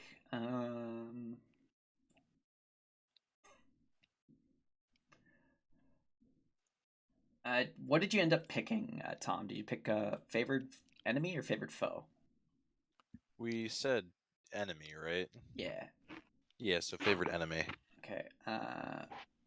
So yeah, you have advantage on this intelligence check. So make a Arcana check at advantage. Jesus and Christ. Kai, make one general.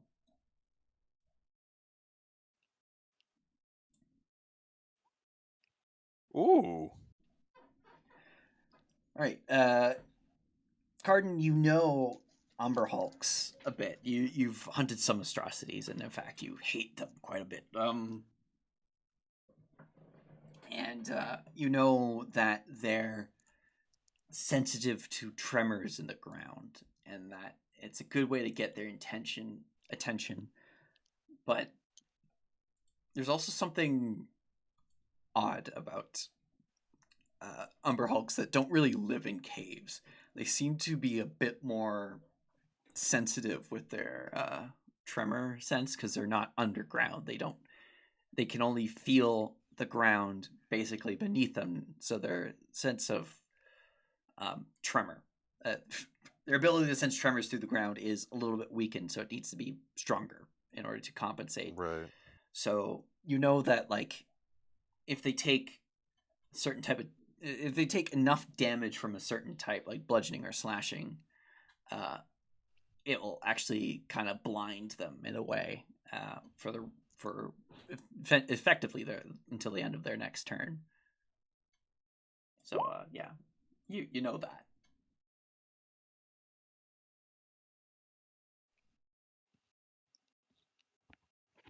I just want to say that's a homebrew thing I added because I thought it was cool. Oh, no, it definitely was. I thought it was something that they just had. No. I wanted to nerf things a little bit because it's only two of you, and also they're underdark creatures, so they really shouldn't be here. So they kind of had to adapt. Okay. Kyle just be like, we could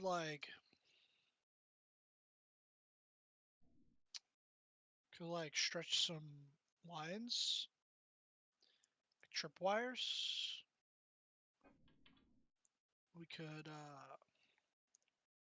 I don't think we'd be able to dig a hole.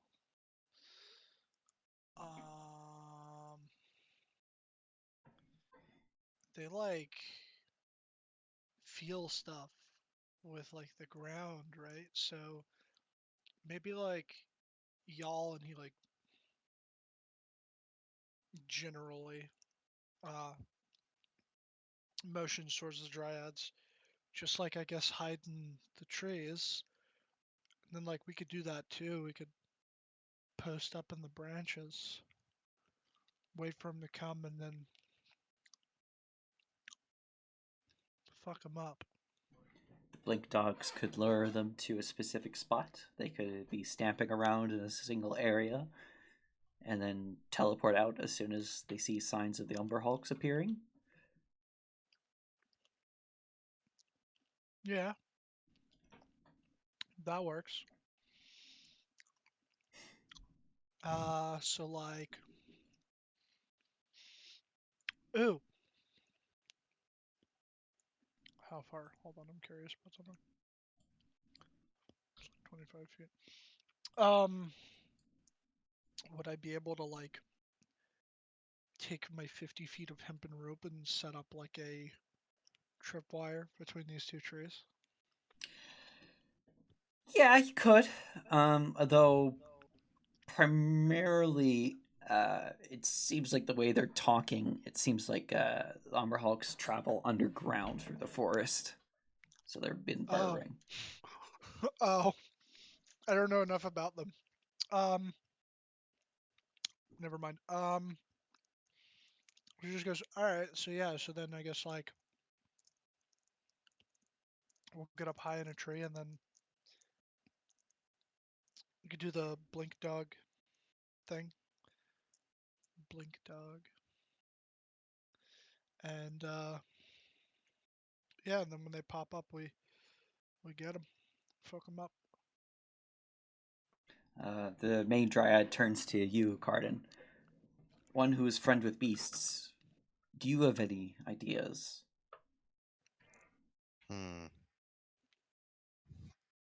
Honestly, I can use my bird. And I can also fly. Perhaps we could draw them out. Once they're above ground, of course. It'll Right. be quite advantageous for them not being able to see you if they're limited to only seeing via the tremors that they make.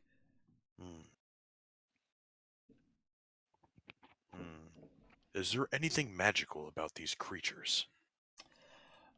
With your high roll, you would know that there's this weird thing that if you're within about 30 feet of them, if you kind of lock eyes with them, they have this confusing effect about them. Um, so if you're close enough, it actually you become disoriented and it's difficult to determine what you'll do next. But you can avert your eyes in order to prevent that effect if you're within range. Right. Okay. But it's not really magic per se, it's more like a natural ability.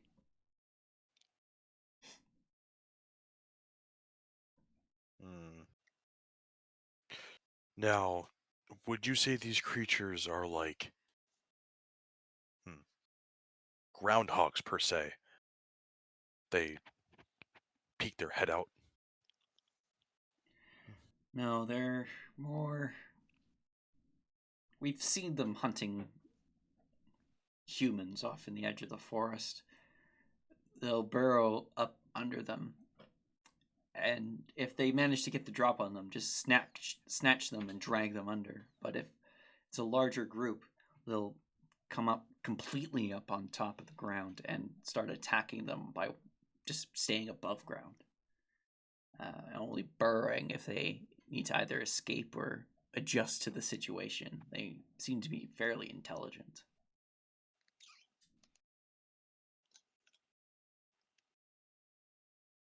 What would you suggest?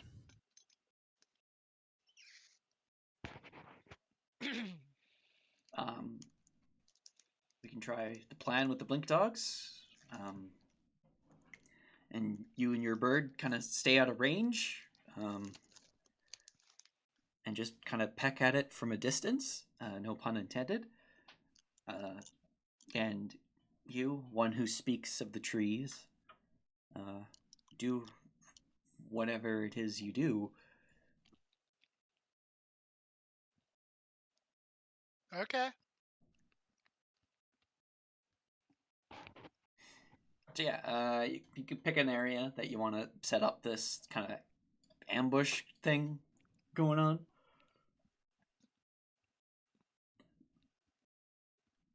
Hmm.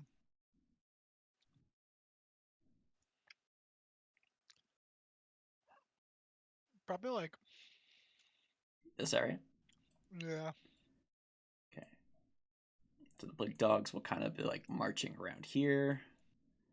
Dryads will be in the trees, literally in the trees. And I'm gonna climb up this tree. Yeah, you're gonna climb up into the canopy. That tree is about 30 feet tall. Total.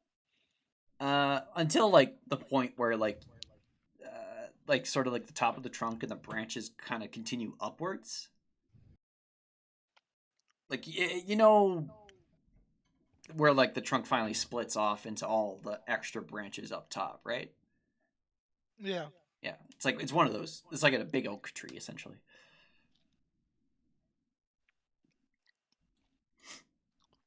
All right. Well, I mean, like, I shouldn't have too much difficulty because I got that. Yeah, you're able to with a dash you can just run straight up it. Yeah. Just. Cardin, where do you want to be? Yes. So like I'm actively trying to hide, right?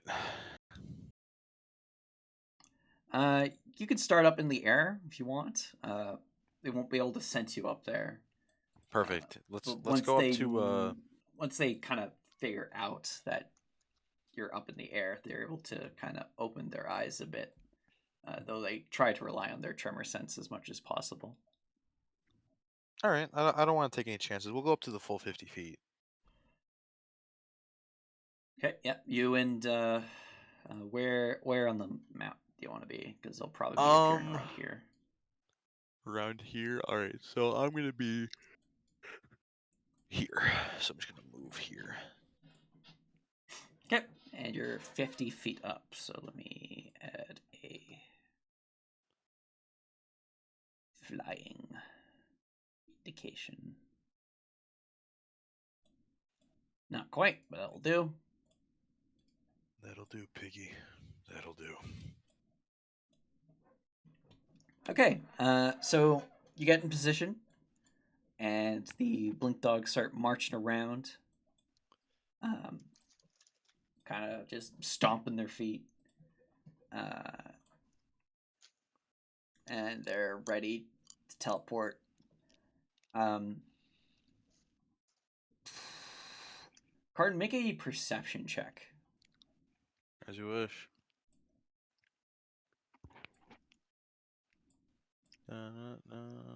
Perception. Oh, I didn't mean to roll at advantage. So 19. Yeah. You actually no, it'd be a 22 because that's the first roll.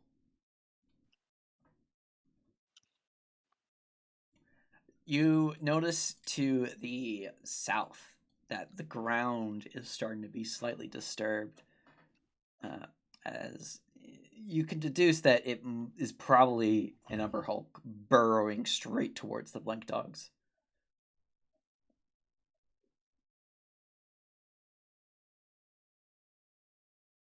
Okay. You said they're burrowing towards the dogs. Yeah, it's very subtle. It's hard to notice, but the fact that you rolled so high lets you see it.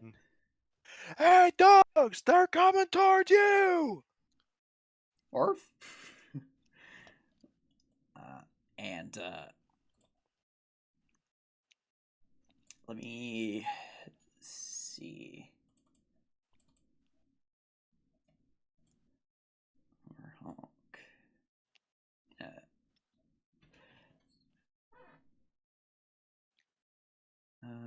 Through text. 1, 2, 3. All 3 hits. That poor blink dog.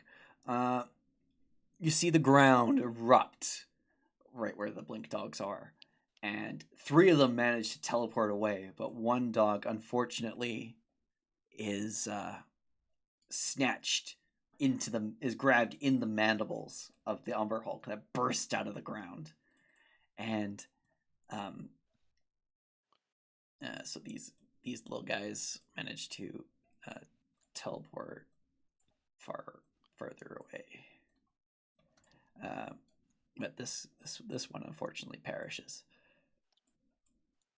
And the Umber Hulk manages to rip a few chunks off of it and swallow it.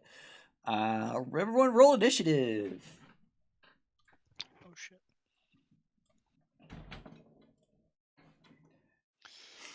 God, I'm dying. It's time for initiative. Come on, baby. Yup. Hey. And Larry would use my initiative roll, correct? Yeah, he goes immediately after you. I need to roll the...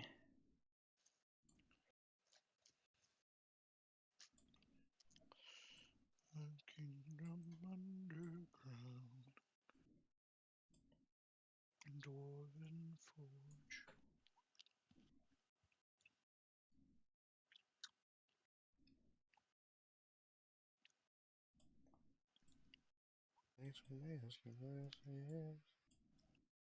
I don't want to see through.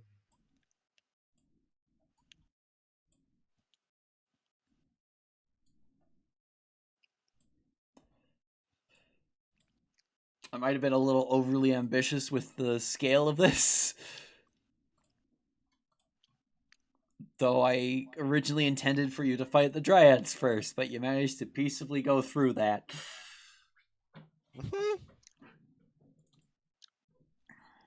Okay, let me... I don't always play a murder hobo. But when I do, I mean, make absolutely no friends with it was NPCs. it was easy to piss them off, but you said the right things. And the fact that you even you spoke Druidic and Cardin didn't immediately attack them. Yeah, okay. So, Blink Dog. Number 1 is up. Where are you, number 1? Right here, Captain. Fuck, I deleted him. What? No laugh on the reference. Scions. No, I don't get what you mean. He said number 1. I said I'm right here, Captain. Yeah. No. Now I get it. I was too busy focusing on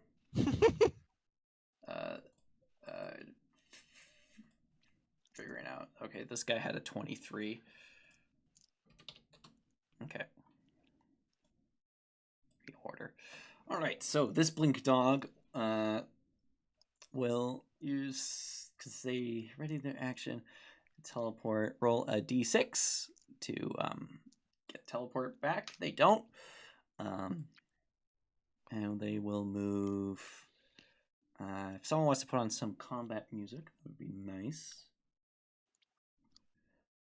They got 40 feet. Okay, hold on. I'll run back up and make a bite attack. And hits. 2 piercing. Kai. All You're right. 30 feet up in a tree. That I am. Let me see. So he's there. The one blink dog is dead.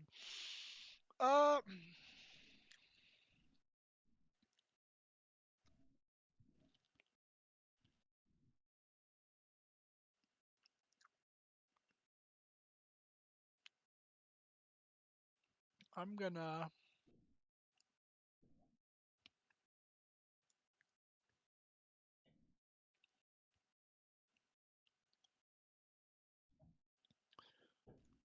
How far is that? Oh, I know exactly what I'm going to do. Because it worked so well last time. I'm going to cast Entangle. And, Oh wait, I need to make a charisma save for the blink dog. Blink dog is confused now. Okay. so I think that should... It's a 20-foot square, so... I don't want to get the other blink dog, so like that way.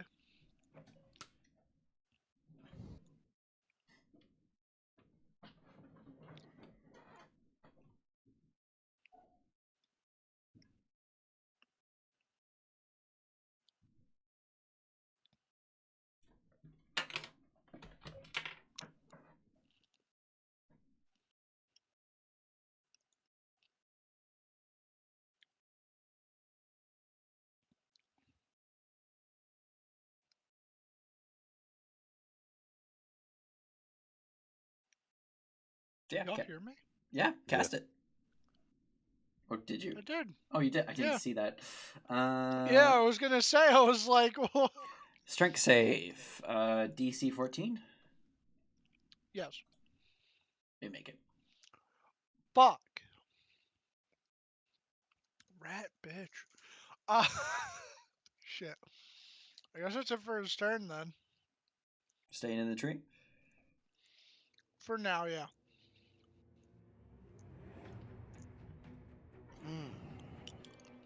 Okay. Next up. I saw that.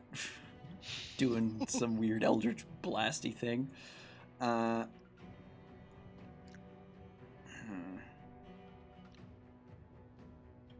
from here. So out of the ground here bursts the second Umbra Hulk and decides to go to town on the guy right next to it. That misses. That hits. And that hits.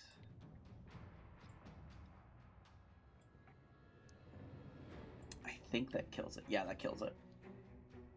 Second blink dog dead.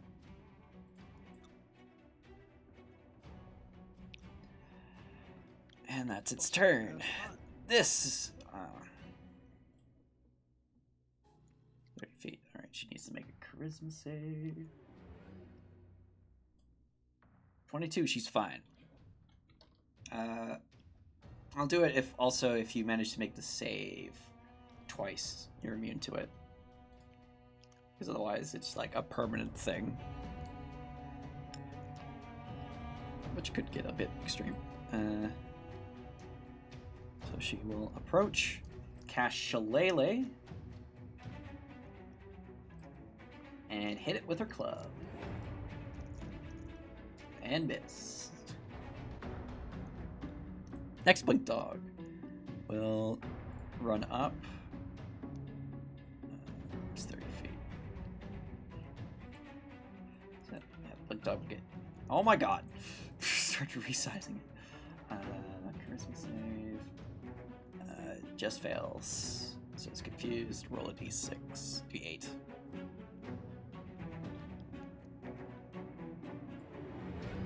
That's a d10. That's also a d10. Oh my god. There we go. 8. 8. The creature makes one melee attack against one random creature or does nothing. It can't reach anything, but it will make it to there. Cardin. Very good. So, I am going to do I get the silver. this. How? Oh, yeah, this is perfect. All right, I'm going to bonus action. Hunter's Mark. Are you in range? Is it? How far is it? You're 30 90 feet, feet. laterally. 90 feet? Oh yeah, you're good. Yeah, it's 90 feet. Yeah. So, I'm gonna hit this one up here with it. All right. So Roll the hit and add. You have archery, so make sure that's ticked. yeah. So that is ticked. So I'm gonna hit it with the. That's the damage. You need to roll the hit. Oh. Make an wait, attack with the bow. I did. Oh, with the bow. Oh, I'm so sorry. That's just damage. Right. Right. You're good. Okay. Roll damage for the bow. Oh fuck. That is 9 on this guy. Yeah. I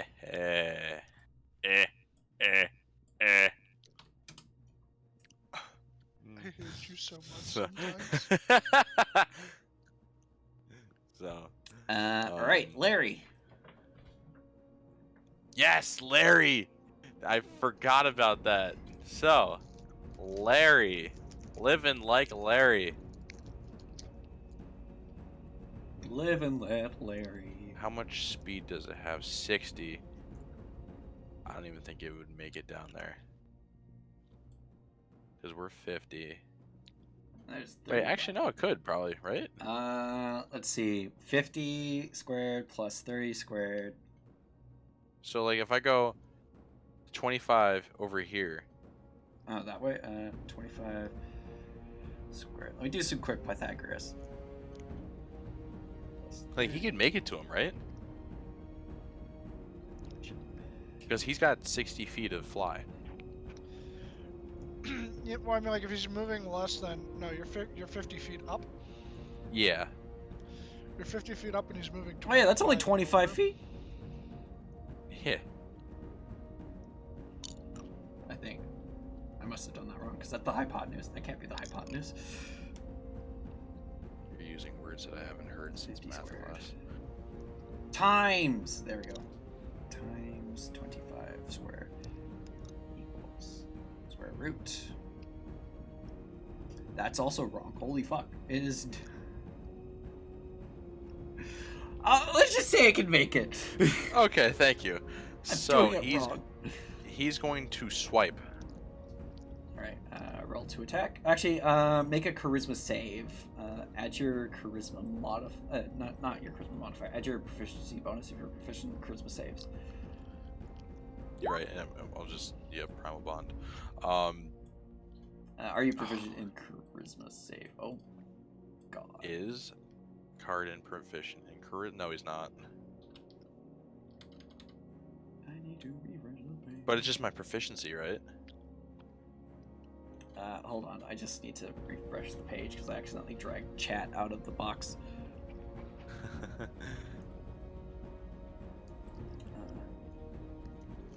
So you add your proficiency bonus to any ability check or saving. Yeah, so my proficiency. Oh, it doesn't bonus matter is if you're two. proficient in... Okay, yeah. So Right. make a charisma save. So basically make a charisma check with Larry, but add your proficiency Yep. bonus. Perfect. So it's gonna be 19. 19 is good. He's fine. Perfect. He can make attack. Yep, he can make it. He's not Yeah. confused. He swipe. Roll to hit. Larry dive bombs this Umbra Hulk, and his beak goes to... Actually, no, that would be with his talons. His talons hit the carapace and just kind of scratches it a bit, and is unfortunately able to pierce the hard carapace of the Umbra Hulk. How much? He probably would get another 10 feet away. He can get to 10 more feet. I'll say, 'cause I don't want to figure out why I couldn't do Pythagoras right. I'll just say he can only get this further, but since a Okay. flyby, he's fine. Okay, Perfect. this dryad needs to make a charisma save.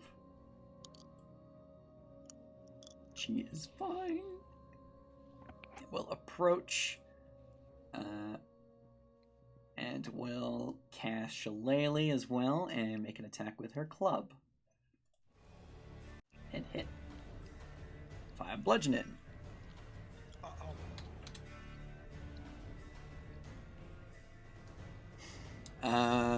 Next dryad needs to make a charisma save. She's confused. Roll a d8. 7. Make an attack on a creature within range, and the Umbra Hulk's in range, so she's just going to attack Shillelagh, of course, and attack, miss. Okay. Second, well, actually, technically the first Umbra Hulk. First Umbra Hulk is who did the most to it? You did. It yeah, Carden did. So it's it actually kind of looks around, trying to see where those arrows came from, and manages to do a perception check for it. It manages to spot you in the air, but it knows it can't reach you, so it will take 3 swipes at the dryad next to it. Ooh. Ooh.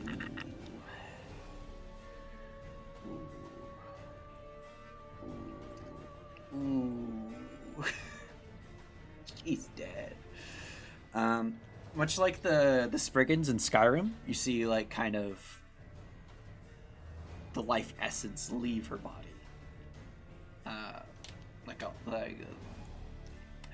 The greenery fades and her body just kind of turns into a husk, and she falls limp and is dead. Blink dog! Which blink dog is this? Oh god! This one, okay. Does he get his teleport back? No. 40 feet, so he'll move up. Make a save. He is good. He'll bite. Is good. Just hits. 2 piercing.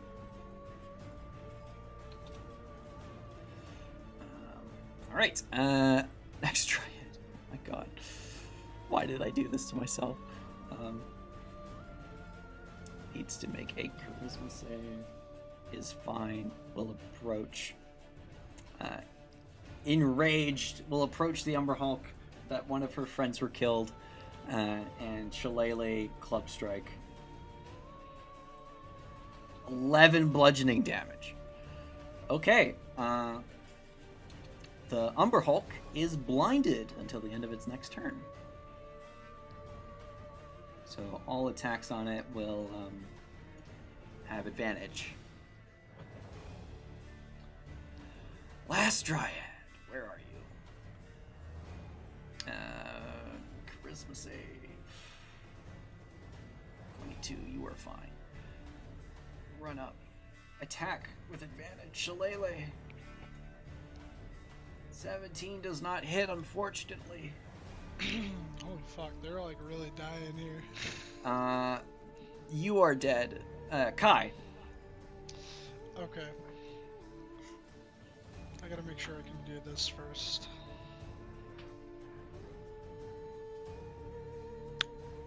Oh, it's my action.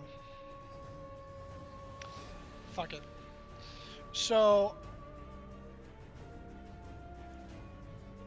I now at level 4 have access to challenge rating of 1/2.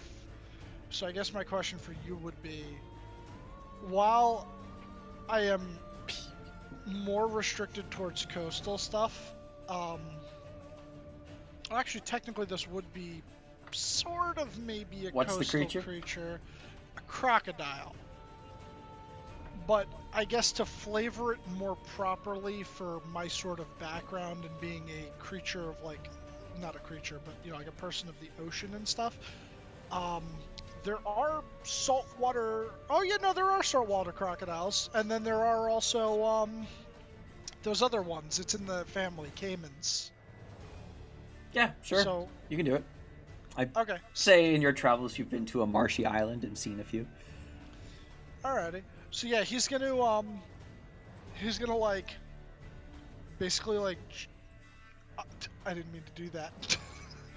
he's gonna like basically like jump down and kind of like do a roll and transform into crocodile. Just a regular crocodile, not a giant. No, I don't have access to a giant one. Regular crocodile. Okay, as your action, let me give you access. Boop, boop.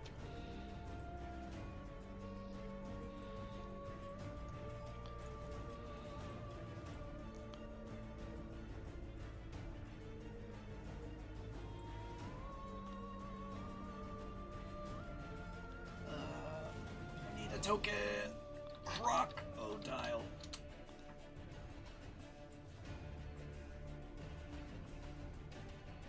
It's large.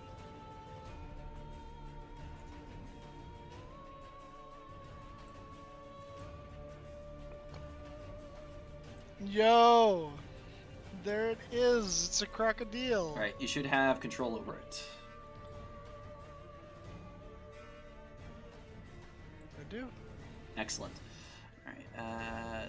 Oh, wait, no, I can't move the token. You can't? You should be able to. What the fuck? No. Can be edited and controlled by Kyrie Form.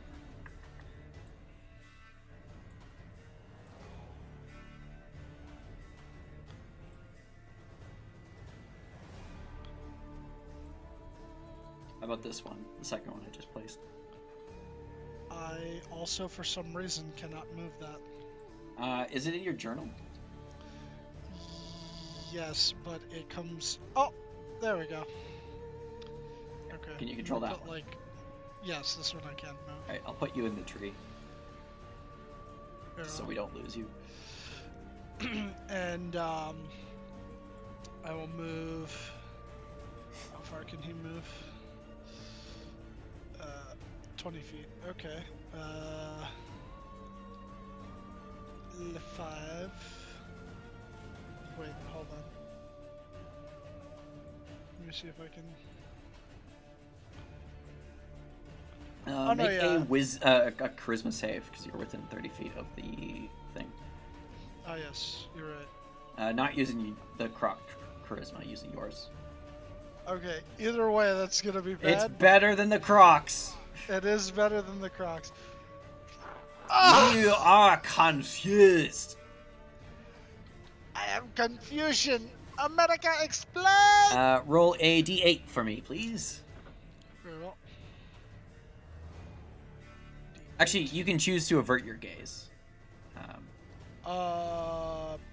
So then, yes. Okay, you can't see it, though you're not taking. You can't take an action anyways.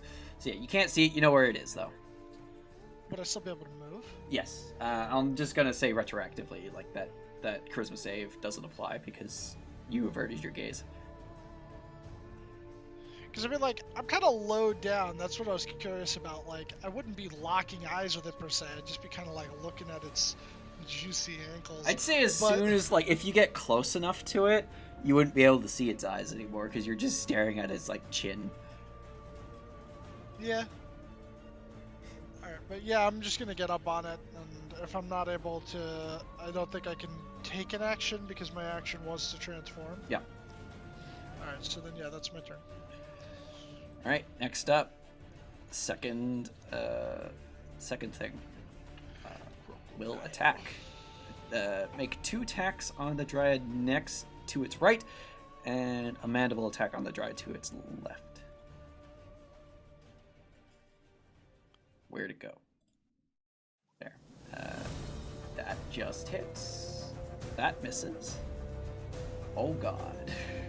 This poor child. Alright, you take... She takes 13. And...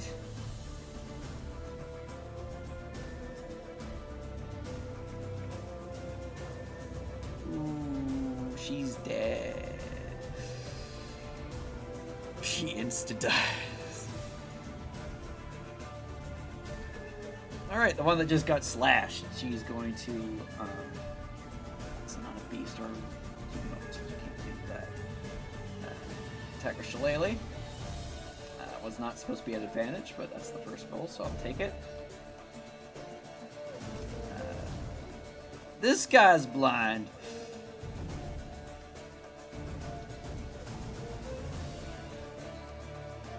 Alright, so all attacks on both are currently at advantage until the end of their next turn.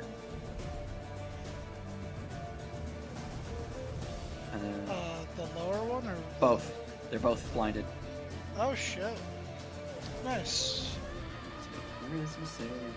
You are good dog. Approach and bite. Good dog. Let's see, actually, that's all. It does. It goes to bite.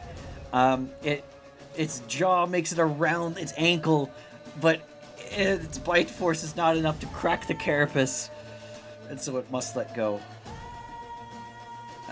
Cardin. Very good. So, I see that this one is fucking blinded. They're both And- blinded. Yeah, I know this. Let me mark this off real quick. There we go. Perfect. I am going to, again, bonus action Hunter's Mark. Using my last slot. You're recasting it, okay. Because it lasts for a set amount of time. Oh, I didn't know that. This is my first time playing. It's still Ranger. marked It's on like this Hex, guy. it stays. Yeah, it's still marked Oh. on this guy, and you can move it after he dies to another target as a bonus Oh, I action. didn't know that. Can I retcon that then? Yeah. All right, perfect. Thank you. Sure. So I'm gonna fucking bop him again with the bow. Right, at advantage. Make a roll, attack roll. Why is it at advantage? Oh, because he's blinded. Yep. He's yep, blind! Yep. Yes. No. Science. Alright, roll Wow, damage. 19. Wow. Oh. 12 piercing. Add Hunter's the mark. Hunter's Mark. 2. 14. He's still up. Yeah. Okay. Yeah, that's- They're hardy. And they hit like trucks. How's he looking though? Let's see. Slightly more than.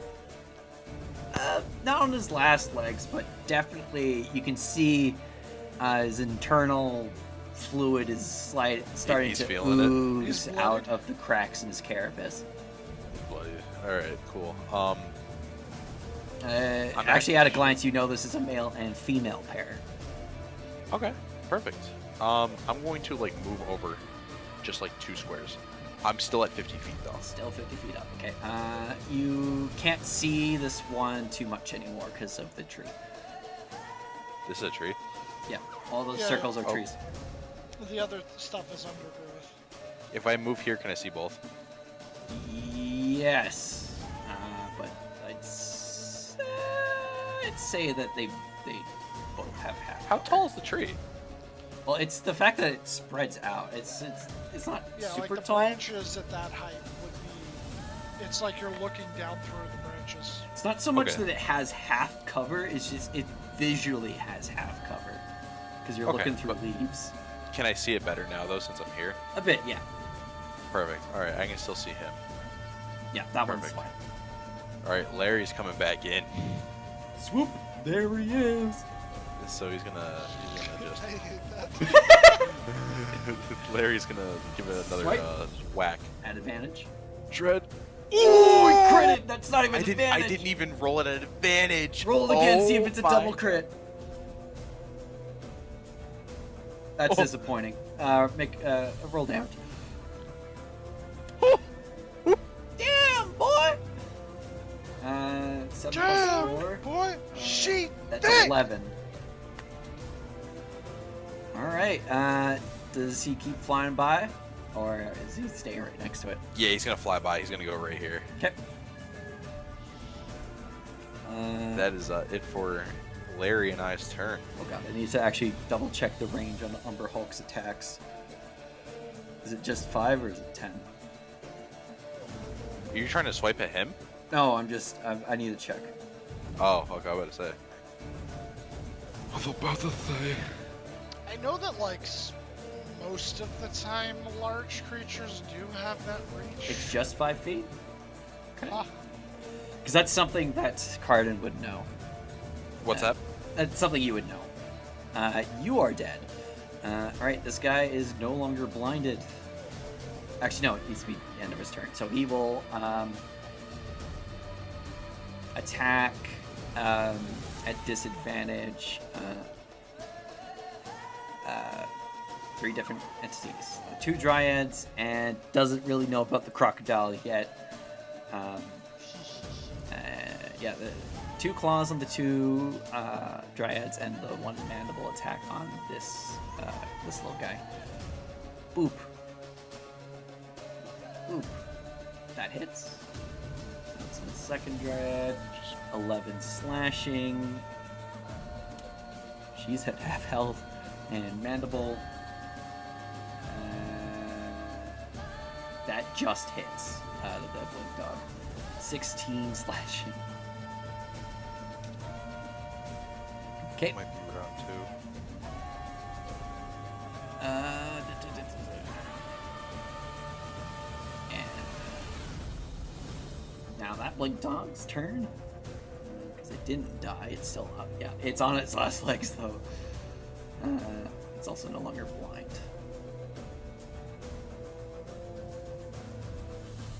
Oh, why did I mark it at advantage? It wasn't supposed to be. But it missed anyways. So, oh well. Dryad. Shillelagh. Shillelagh! Shillelagh. Damn, bludgeoning damage. It's blind again. Fuck Uh, Next Dryad. She has advantage. No, that's a blink dog. Bonk! Send it to Horny Jam. 16 misses. Kai, you're up. Mr. Croc. Fucking dive. Alright. So it'd be an advantage because it's blind. Yep. And I'd say you're close enough you can't see its eyes. Very well. I bite! That hits. Roll damage. And I must make The a target DC is 12. grappled. It's just grappled.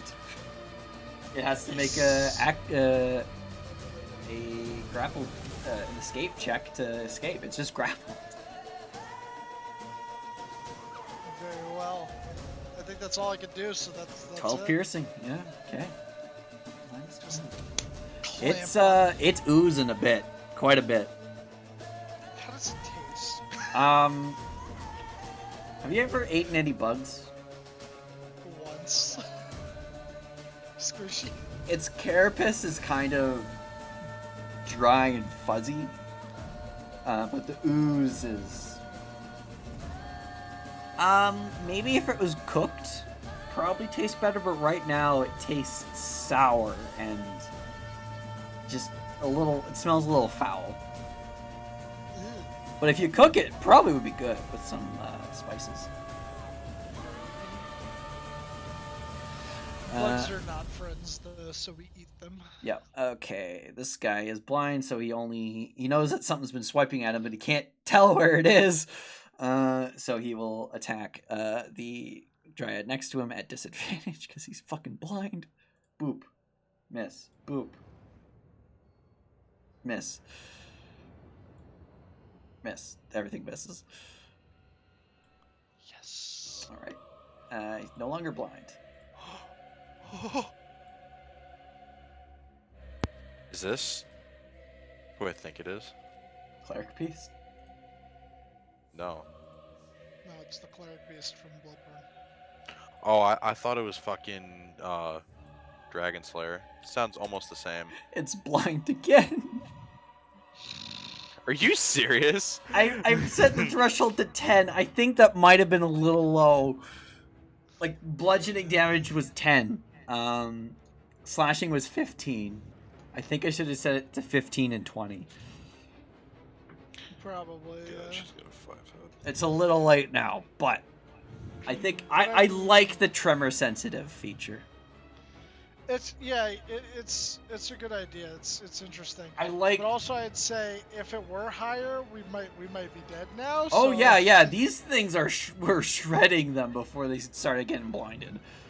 Yeah, like I was gonna take another turn to cast, and then I saw how many of them died, and I was like, no, I need to go in now. Okay, this guy has advantage because he's blind. Bite that shit. He hits. He bite. 6 piercing. Cardin. Very. This one has no cover. This one only visually has cover, but I'd still say that provides half cover because you can't really see him too well.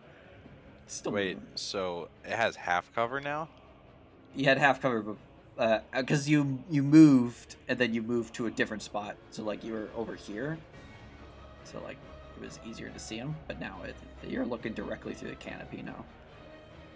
So still half cover. Yeah, if you move up a bit, it'd be fine. Like if you move here. So if I move here, can I see him? Oh yeah, probably would be fine. So what about him though? I mean, you can only make 1 attack per round currently. No, I'm just saying, like, will he have half cover now? I mean, essentially, yeah. If you back up, you Okay. could see both of them. All right, I well, mean, I've been hitting this one, right? So Might as well just move to finish him off then. yeah, literally. All right, I'm gonna hit him because he's still got Advantage? Hunter's Mark. Yes, yes, yes. Also, I don't think you need to keep the other guy in direct line of sight in order for Larry to hit him. Yeah, Does a that's not a 22 thing hit? at all. Yeah, his AC's 18, so yeah, roll damage. Oh, I didn't know that. Well, now we know. That's and we know why, the result of the battle. That's why I added the Trevor sensitive because they did a lot of damage and their AC was fucking high. Roll Hunter's Mark. Yep. Wow. 9. 9. It kind of almost falls to one knee. It puts its hand on the ground, and it's just, it's violently oozing. Okay, its turn has disadvantage because it's fucking blind. It will, So, like, how does my grappling apply to it? Is that just if it wants it's not to- restrained. It can't. Its speed is 0. Oh, okay, good. It has to use an action to escape. Which it will do so because it sees the tides are turning, so it will... Oh, it's not supposed to be at advantage, but it failed. Oh, you're still in me, Jaws! It was going to attempt to burrow, but it cannot cannot. move. So that's its turn. It's no longer blind. I don't think it will survive another round, though. Blink Dog. Bark. Bork. Come on, I clicked it. 19 hits. 7 piercing. 6. Okay, Dryad. Shillelagh. 17 misses. Next Dryad. Shillelagh. 16 misses. Hi. Alright, well...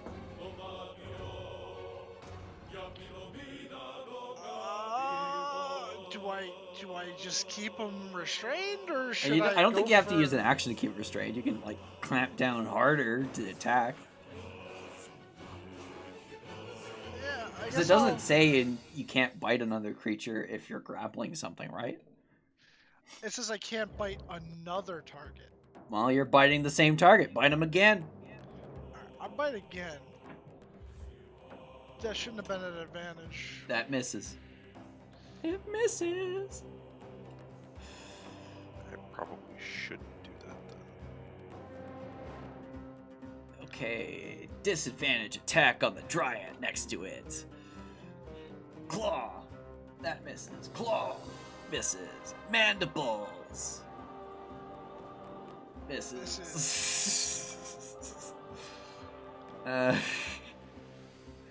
This is an embarrassing round for the NPCs. Shillelagh. It's no longer blind, so no advantage. That hits. Will you do enough Fuck damage to yeah. blind it? Yes, you do. It's still blind. Yes!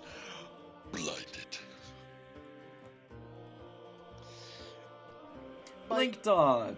Bite. 9 slashing. Oh, no, that's 9 to hit, dumbass. Yeah, it's still, it's fine. Cardin. You see the Umber Hulk, the northern Humber Hulk? Humber. Humber Hulk. Yep. Oh god. I Yeah, do the see Humber the Humber Hulk Hulk. is viciously oozing. It's the Humber Hulk. You'd say that like its carapace is about to shatter. Is it still blinded? No, it's not blinded. Okay. No. All right. Well, looks like this is my moment. Omae mo shindaru. Nani? Watch it be a 1. Oh, Oh, roll damage. Might survive. It does not. You did double its current HP. Roll a d6. As you wish. See if you fucking obliterate it. A D6. Okay, how do you want to do this? I say that, and I just pull fucking hard on my bow, and I just go right for its fucking head. Actually, you know what? You said like the shell was broken in a certain spot, right? Yeah, it's like its torso, its abdomen is like pretty much about to shatter. I just go fucking bullseye right into the fucking abdomen. Yeah, you hit the back of the abdomen, and the back of it just shatters. The arrow pretty much streaks straight across it. It's not even. Think of it like Scarif shooting the tower where the Death Star laser goes right through the top of it. Right. It's pretty much like that. The back of it splits open, and all of its internal organs and its internal goo. You know, bugs are goo on the inside, essentially. It just leaks out, and you see its eyes just kind of go wide, and then it just kind of starts to curl up, you know, like a dead bug usually does, and it just kind of tips over and falls on its side, curled up. Very good. He's dead. Can I move my hunter's mark? Yes, as a bonus action. Also, All right. It is Larry's turn. Indeed, so I'm gonna move it. Will Larry get like any bonus with the hunter's mark because No. he's attacking? No. It's your attacks. All right, perfect. Larry's going in for another swoop. Swoop, there he is. God damn it! Roll Alright, the he's hit. gonna. Oh, advantage. Yeah, he's blind. Very good. Shred. Oh, Yep, goes swipe. Scratches the carapace, but it's just surface damage. Yeah. no hunter's mark. All right, that's it. Is Larry staying? Guess Larry's staying there. Okay, Blink Dog turn. Oh, sorry, I was drinking water. Larry is going to move here. Okay. Fuck. Blink Dog moves up, and on its last legs is going to bite with advantage and miss. Dryad, still at full HP, is going to move up, and Shillelagh with advantage. If I could fucking click it, holy shit! There we go. That hits. 8 bludgeoning. Okay. You are still alive, barely. Going to move up. Yeah, that's good.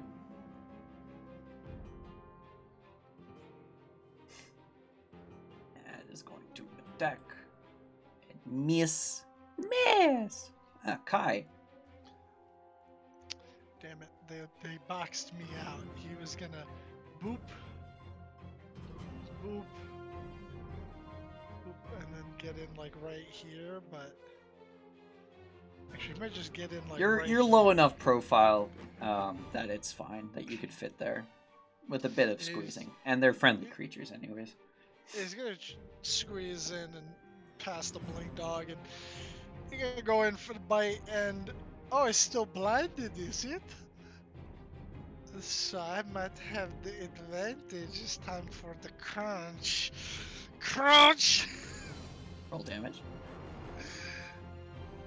Yummy. And he's grappled. And that's my turn. Yeah, it's starting to look pretty bad. It wants to get this thing off its leg. It's blind. It doesn't know what the fuck it is, so it's gonna start clawing at it. Oh, Does that hit? hold on. Let me check the AC. Yes. Okay, I don't know what the HP of a croc is. It says 19. 6. Okay, you're still croc. Doesn't hit. Doesn't hit. Mandibles. Oh, that hit. You're Kai again. Okay again. Uh, I think you're does not the grappling it excess anymore. leak over? What? Does Oh yeah, the excess damage damage goes over. Whatever, Okay, yeah. like as I soon think as it you was hit like 0, whatever 2. damage is remaining, it hits your real form. Yeah. Okay. Yeah, it was 2 damage. So you can't jump off a cliff, turn into a goldfish, and then survive a 1,000-foot drop. Kill it, you fool. I'd be like right here. At first, your jaw was like kind of around its ankle, and then like it just kind of slides off. You kind of spit out the goo and stand up. Ah, gross.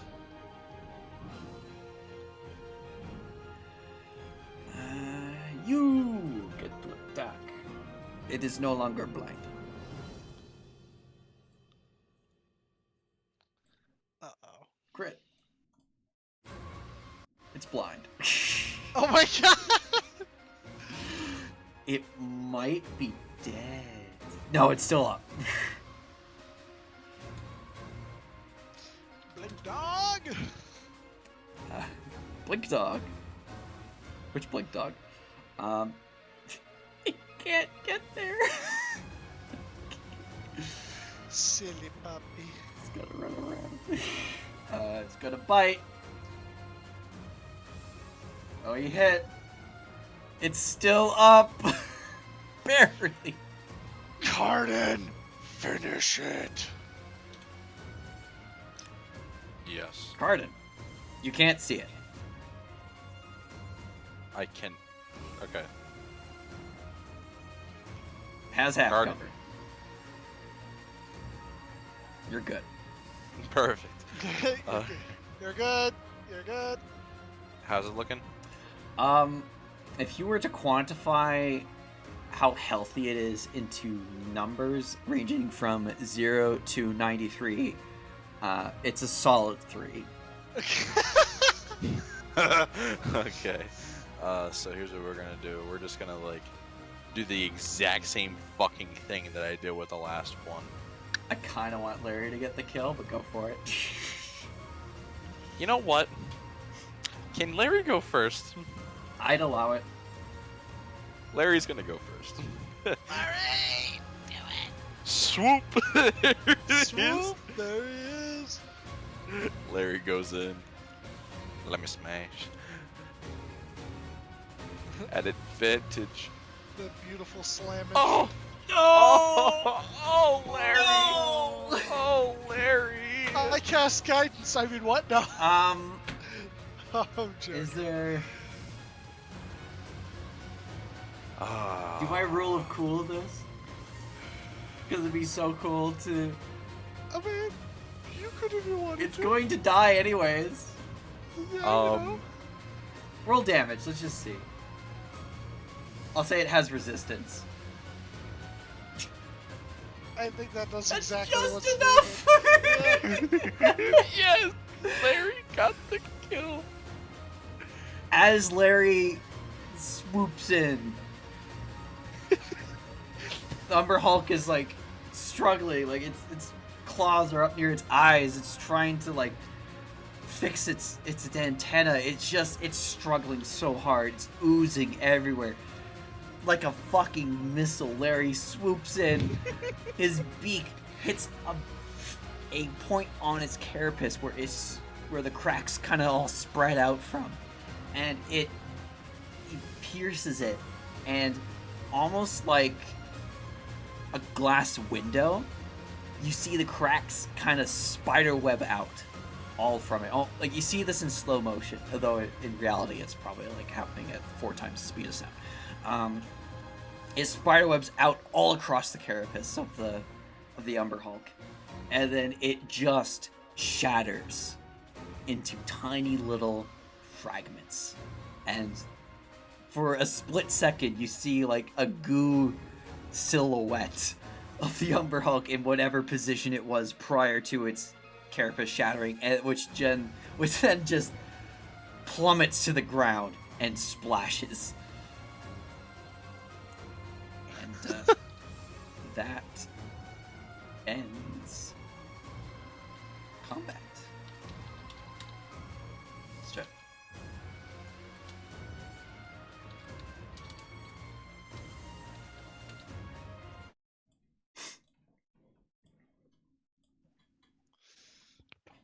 Oh, yo, nice one. The Triads are a little sad. We thank you for your aid, but if you excuse us, we need to take the fallen to our village. How far is your village? How far is your village? It's a bit of a ways into the forest, but we prefer outsiders not be let in. The two of you both make persuasion checks. Okay. You might want to cast guidance on yourself, Dylan. Yeah, you know what? Yeah, I cast guidance on myself.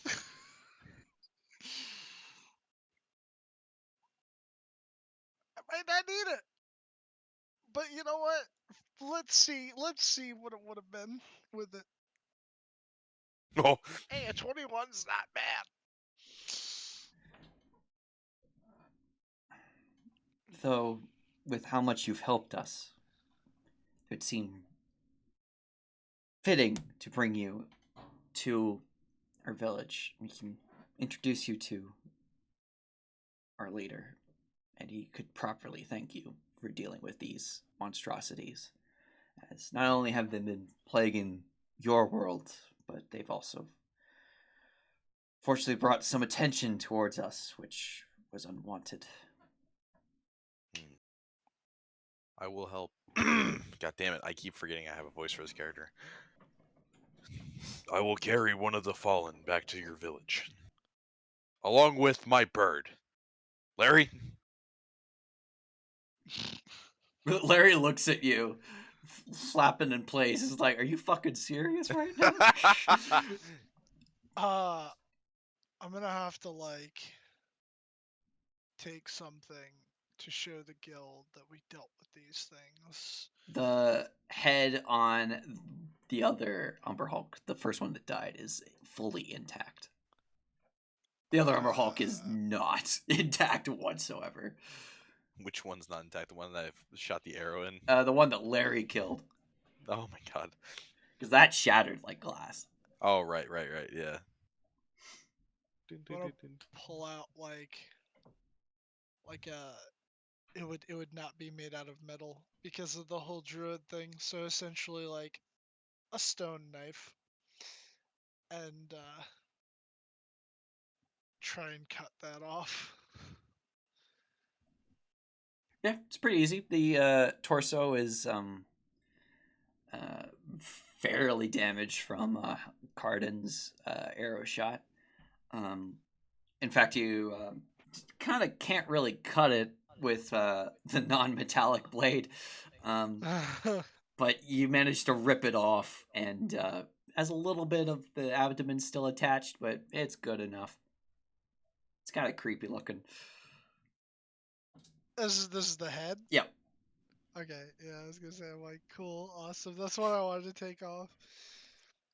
I'll take it, and I'll just be like, It actually could fit you as a mask if you did some work on it.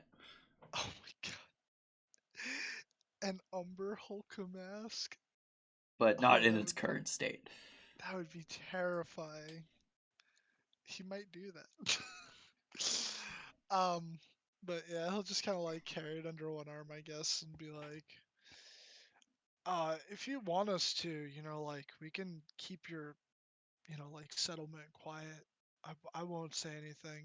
We'll just say that like we saw these guys and like took care of them. Not trying to like take the credit away from y'all too, but like if you don't want people to know about you, it's probably best if we just say the two of us did it. It's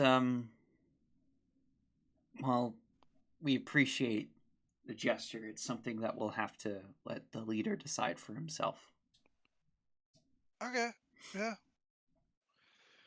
Because I mean, like, if you want to establish like friendships with people nearby, then if they know that y'all are chill and kill Umber Hulks, then they'll probably be chill right back to you. That our leader will explain. Tits. It was about midday that you got here, so you spend the rest of the day following the Dryads in kind of a sort of a somber procession. As you move pretty much into the heart of the forest, Cardin, you have never been here.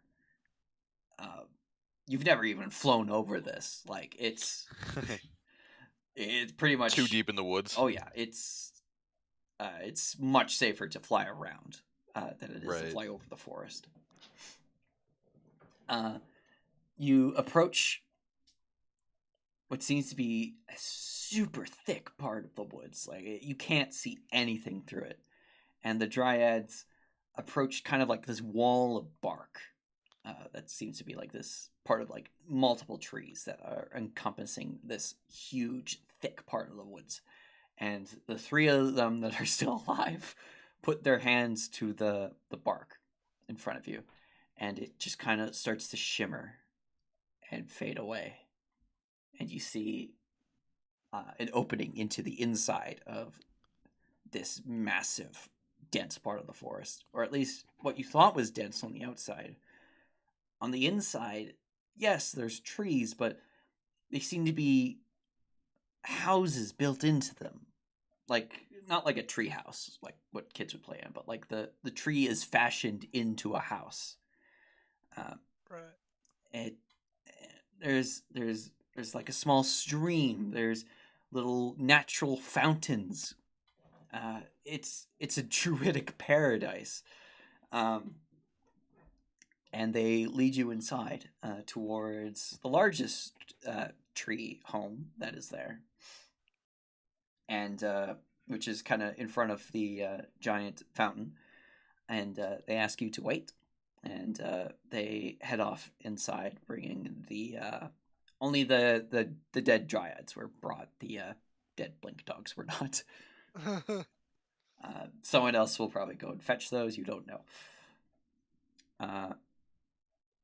They bring them inside, and you're standing there maybe like 10, 20 minutes. As you stand there, both of you make perception checks.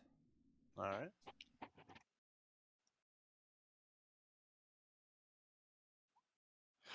Yes. Hey, yo, hit me with that guidance.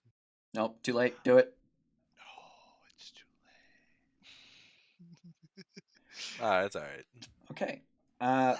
Both of you see that you are definitely being stared at. Like, not out of fear per se. Like, there's a little bit of fear, but definitely curiosity. You see goat people, like little goat children, kind of running around playing, but like occasionally looking over you, looking over at you. Um, and you see a larger Kai and Carded. You think you might know what they are. You think they're satyrs. You see some parents kind of call over their kids, and the kids run back over to their parents a bit of away from you. You see some shit. What's it called?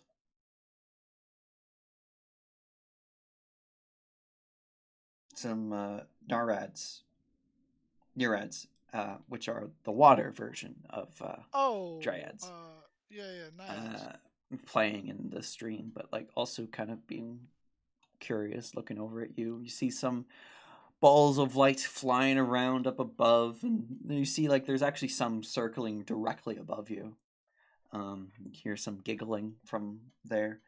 You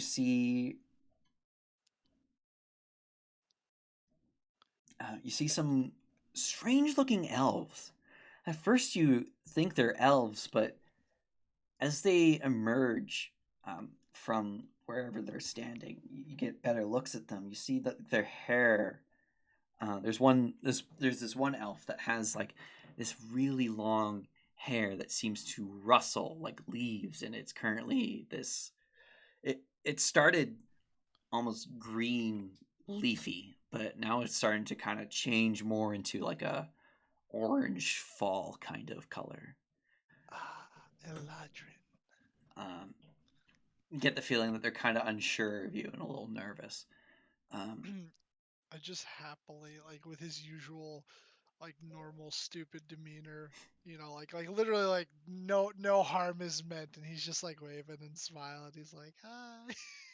Some of the younger people who are around wave at you, and though like more of the protective parents just kind of like, no, sweetie, come on. That's stupid. That's how you catch stupid. Finally, after kind of looking around the village, you see the Dryads come out first, and behind them comes a very, actually very tall compared to you, but probably average height, around 6.5 feet tall. Almost elven, but very different. You see his ears are long, much longer than an elf. His hair is long and almost seems to move with the sway of the leaves in the tree above him, matching it beat for beat. In this kind of brownish, reddish hair. Almost like fall. As he looks at you and just kind of looks at both of you and just kind of tries and gauge who you are and understand your purpose and who you are as people, just silently. You see his hair start to shift more into a lighter green opposed to fall colors, and he says, "Welcome. This is our village. I am the leader of this village. My name is, oh my god, I don't have a name for this guy. I am the Green Sage. I have mastered the ways of Green Eco. Come, Jack, I will show you around. Do you have any precursor artifacts for me? I am Vamath. The math? Vamath. V-A... The... Oh, put it in check. Yeah, I figured. Okay. I am the guardian of this, these people, these refugees. Tell me, were you sent to spy on us? It's the Umbra Nah, Hulk dude. hunt a ploy. Just go. Nah, dude. They were like big bug. People were getting killed, so they sent the two of us. I mean, like, I've had a bunch of people that I've been working with, but no spy stuff. Like, I had a party, and there were four of us, and then we went into the ruins of the wall, and then like I touched some rock and had some weird dreams. And then we came back, but two of them left. And then I just kind of like was chilling in Midwall for about a month. My one friend Reggie, and then I met this guy like literally yesterday. He's Carden, by the way, and I'm Kai Reefborn. Uh, and then we like stopped in our boars for a night, then came here. He looks at you, Carden.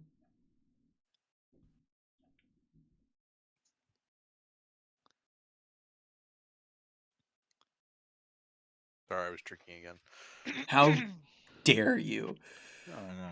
How dare! Sorry, I keep going to my fridge to get more bottles of water. I'm fucking like sweating up a storm right now. Like, Ew. could you just repeat that last part, please? He looks to you, just to see what you say after Kai explains his story. Yeah. Like when you say like story, you mean like what just happened, or like my story? My story. Like he's trying to. You get the feeling like he's trying to gauge your intentions. Like he asked if the Umber Hulk was just a ploy, and you're actually here to spy on you. Oh, huh. I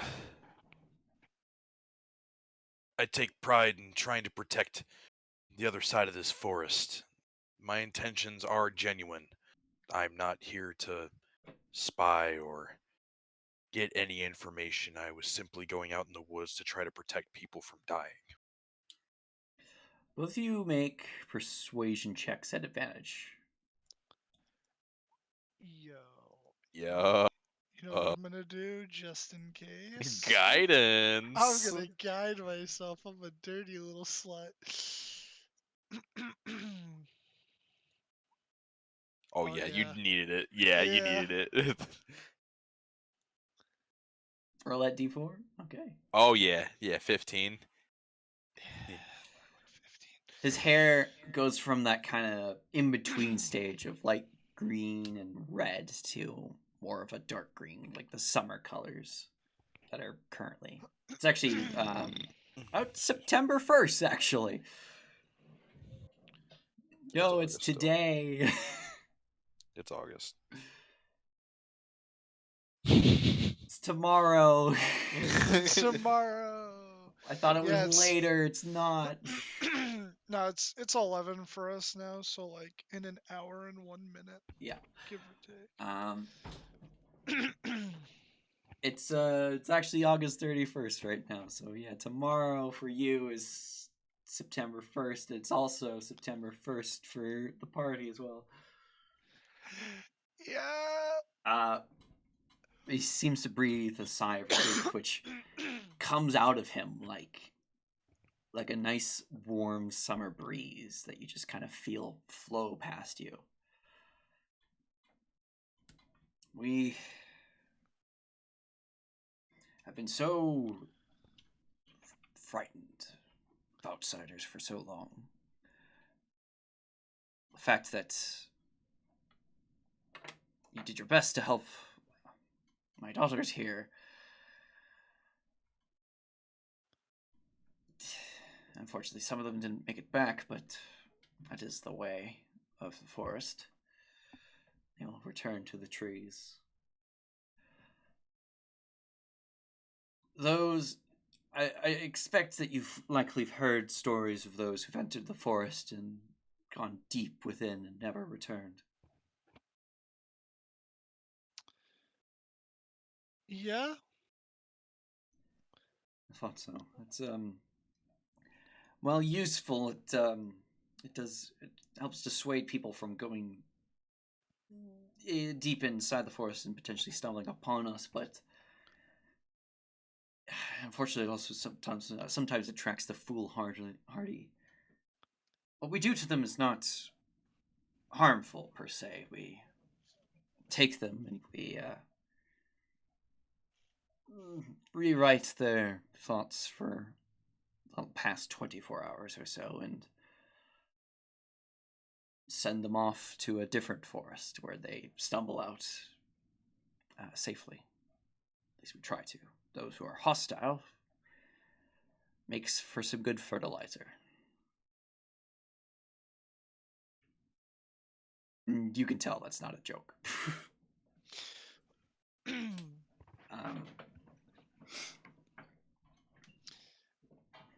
But we need to stay quiet for very good reason. We're not welcome here.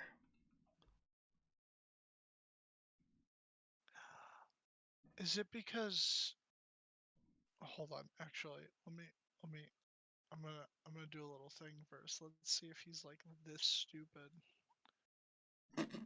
Yeah, he's that stupid. Zero. Okay, so he's gonna go. Are you guys like the green elves that harshed the people from the walls vibes? The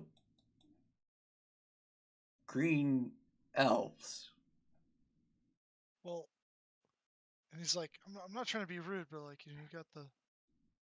And he kind of like motions and like pointy ears.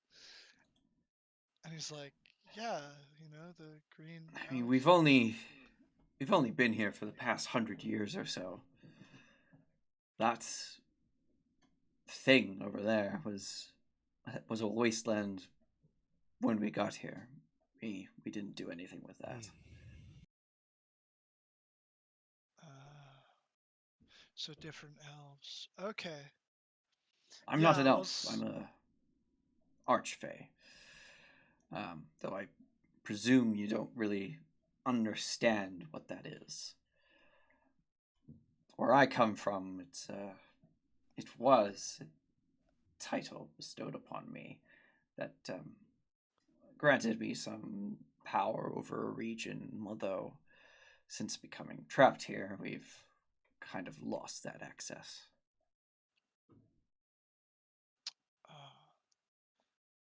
Well, like, if there's an archfey of like the water or like the ocean, but I haven't heard of one of those before.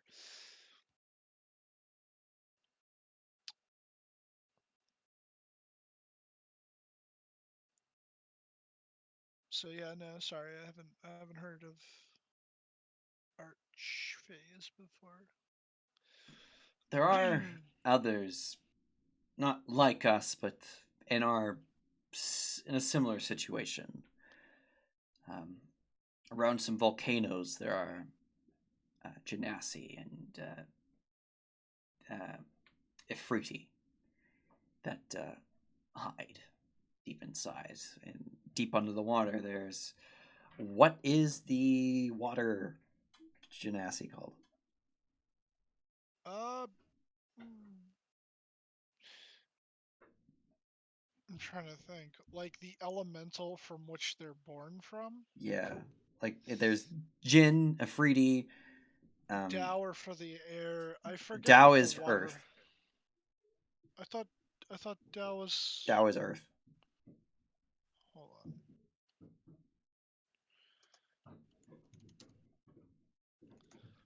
I'll look.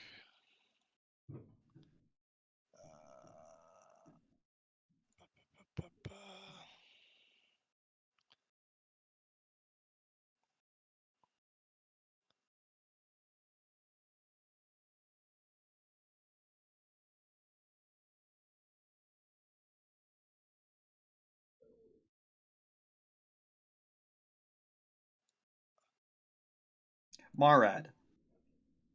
Marad. There are some Morads that live underwater. There are some jinn up in the cloud tops of the of mountain ranges and living in storms that roam the seas. Dow, the Dow, have had the worst luck of all. They've been relegated to caves. They haven't really been able to find a true place to spread out. There's some fiends living in various volcano areas with the Friti. There's some stray celestials living among the Jinn and the Marads. But a bunch of us have been trapped here for about 100 years.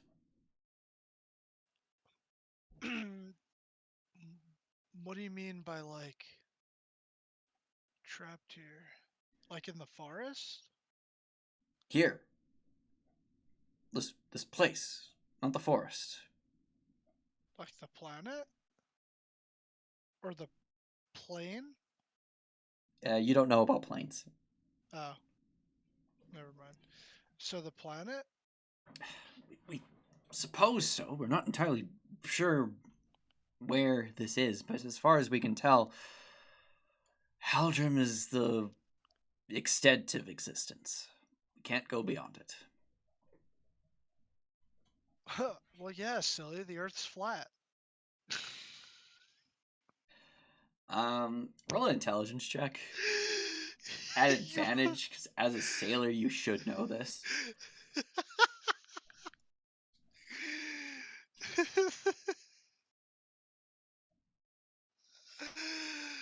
Oh my god, hold on. I swear to God, if it's a negative. Oh my God, worst sailor of all. Kai, you're never trusted with navigating. You were a handy person to have around, do manual labor, never given the sextant. No. Nope. He looks at Yeah, you, bruh. absolutely bewildered. No, it's not flat. If anything, this planet's rather small compared to the one we came from. What was the other place like? Oh, it was a place called the Feywild. It was an echo of our old home. Not our old home, but our home was an echo of a place called the Material Plane.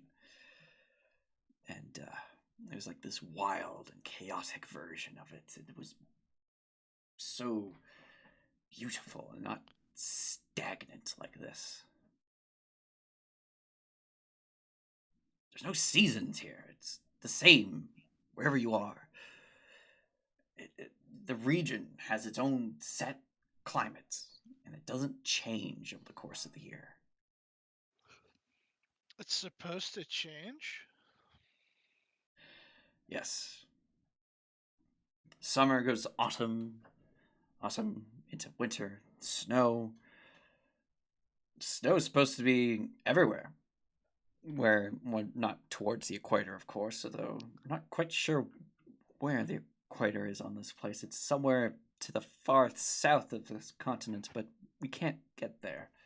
The Marads, those that have gone looking, have only found krakens and other large sea monsters. Did they find the Lobster King? I've heard the Marads mention something about a lobster king, but I always seemed a bit unnerved whenever I tried to press it a bit. Yeah, that was kind of like what I got when I talked to the dolphins about it, but Yeah, something's keeping us here. We don't know what. And we get the feeling we're not entirely welcome. Not by the people, but by those who watch over this land. Like the gods? He solemnly nods his head. I always thought they were kind of chill, though. To you, maybe. To us, we're intruders.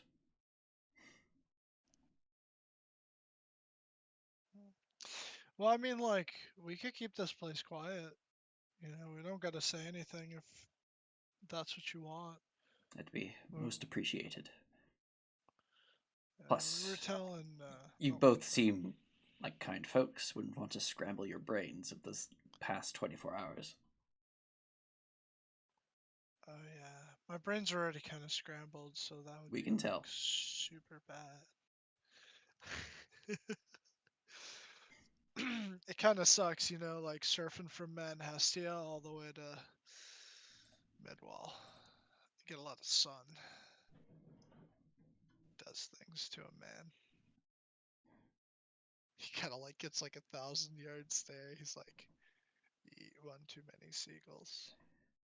The math, looking at your 1,000-yard stare, turns to look at Cardin, just to kind of gauge his expression.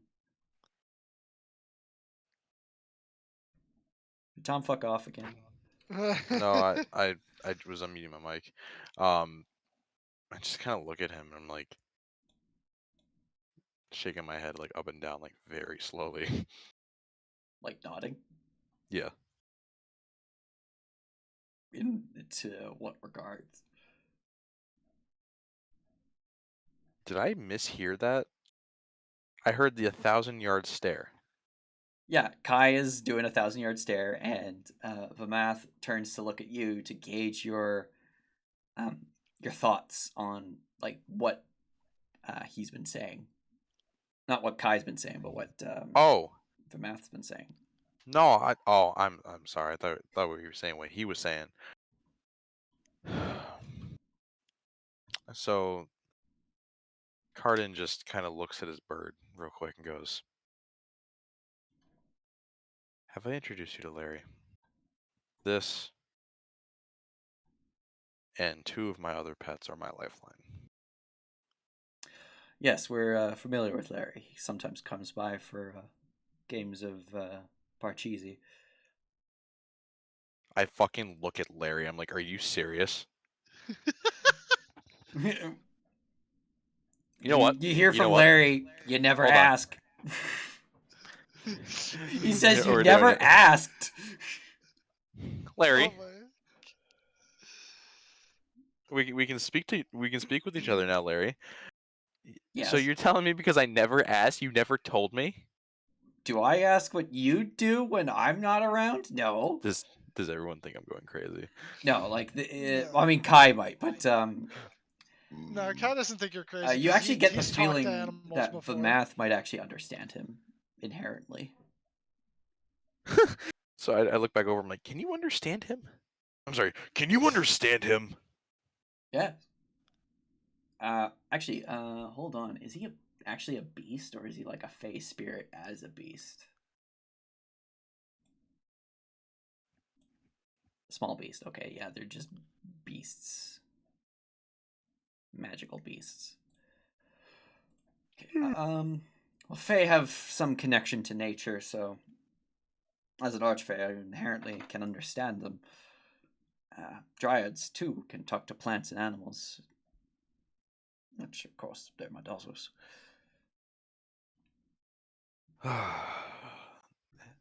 Have you met Ruffian?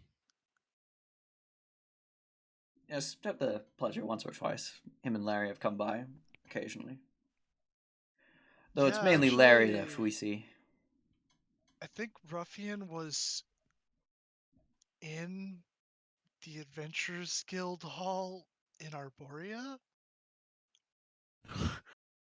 Like, we were sitting there and I was telling you about like the nuances of speaking crustacean, and then I like kind of looked behind you and I saw a newspaper, but peeking up from the newspaper were like, I want to say dog ears, but then it like disappeared. So, Beck, they can't actually be in the same proximity with me, right? What do you mean? Well, how it works is like if I have Larry, I can't just call Ruffian. I mean, I guess technically, I think rules as written, its intent rules as intended. They're intended to be like the same creature that takes on different forms. But like in my mind, it makes more sense for it to be 3 different creatures that are just there when you need it, kind of like Roach. Okay. So, like, Like what they do Roach! when they're not currently working with you is Roach. their business.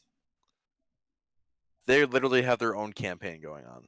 Maybe you don't They know. have their own campaigns. They have their So own lives. so if I call Ruffian and Larry's with me, what happens? Larry will say later and fly off, and But what if I Ruffian want both of them? can only have one. Yeah, you can only have one at a time. You so you know I what's mean, wild? Larry might be in the area, just you might not notice him. He'll be So keep an eye on you. okay. So like let me put it to you like this, right? As the DM, obviously I wouldn't use it for combat wise. But like, Oh, what if if I you wanted to like talk to just both of them? if you want both, I'd say like during like a rest or something, you can have both or all 3. It's if you're in an appropriate location.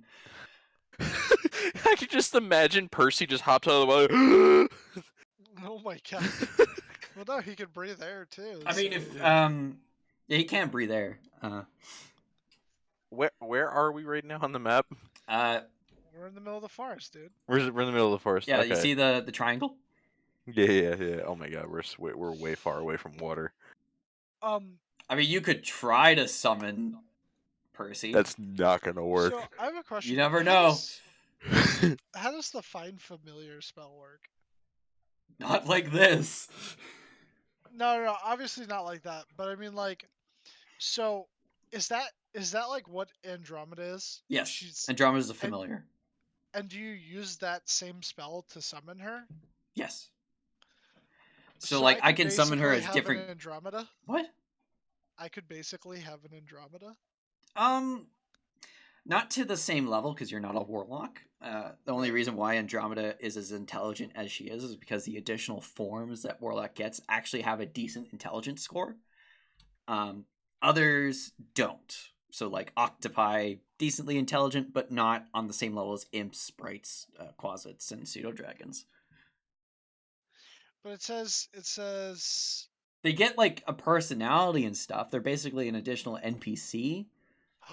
You could talk to them if you speak with animals. You could also telepathically communicate ideas, but it's not to the same degree that Andromeda is. But I could still have a friend. You could. You just need Find Familiar, which you don't have. I do have. Oh yeah, you do have. It's limited though because you can only do it. I think it's equal to your proficiency bonus by burning a wild shape. Yes.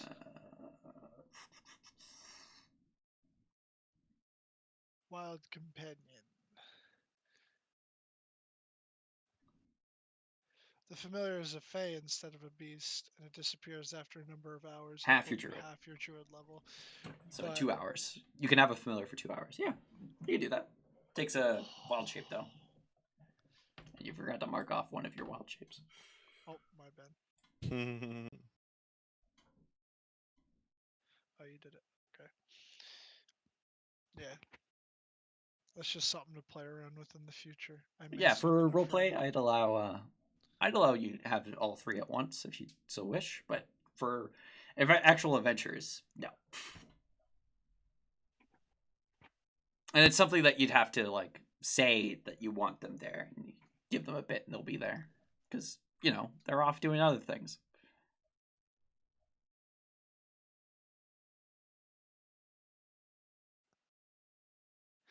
So, just to be clear, since y'all aren't the green elves that harsh the wall people's mellow, that means that y'all are cool. So, um, if like, I mean, like I get it, like you want to keep this place a secret and everything, and we'll stay quiet. But like, if you ever encounter other people and you want to know if they're like chill or not, he'll do the shotgun. He'll be like, "You should throw up one of these. It's a universal sign of peace." No, I'm fairly certain that means FU in subcultures, actually. What? No fucking way it does. At least some of the ones I've heard of. That one actually means nothing for me, but some gestures might not mean the same thing in other cultures. You don't know. Well, damn. But this is supposed to be a symbol of peace. Symbol these nuts. He's like, no, he's like, he seems like so heartbroken. He's like, no. But yeah, Cardin, do you try to summon Percy just to hang out? You want to see Percy, don't you? I want you to see Percy. Hey, Larry, take the rest of the day off, buddy. I mean, I think you're gonna be having a rest. I'll just hang about a bit. I got some Oh, buddies yeah. around here. Yeah, okay, no problem. Flies off to go see some of the weird elves off in the distance. Weird elves. Percy! Wait like a few minutes, and then suddenly you hear some splashing behind you, and you see coming out of the fountain is Percy. Oh no. Oh no. He looks so angry. He's a hammerhead shark. He's actually fairly chill. Just that's his game face. Oh.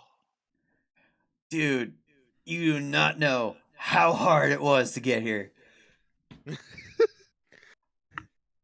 Yeah, I'm gonna go up to him and like dab him up. Hey, man. It's been like forever since I seen you, man. Like, what do you like, dude? I've like gone all over, man. It's great. It's nice to be back here. Hey, where's Larry? I got the feeling that he's around here. He's over there. Oh, Larry's great. Shame I can't go up to him. Does Percy go up to him? No, you can't because he's a fish. He's a fish. He's got to stay in the water. Okay. Hey, Kai, hey, you Larry, can actually come say sort of hi. understand Percy, just because of your inherent nature. This is my new friend, Kai. Oh, dude, actually, you seem familiar. Are you that like I think I've heard some stories about some dolphin dwarf swimming around places. Is that you? He kind of like getting the gist of it. He just like nods and he's like, "Yeah, dude." And he'll just like throw up the shotgun. He's like, "So." Percy tries his best to do the same and like does the same motions too.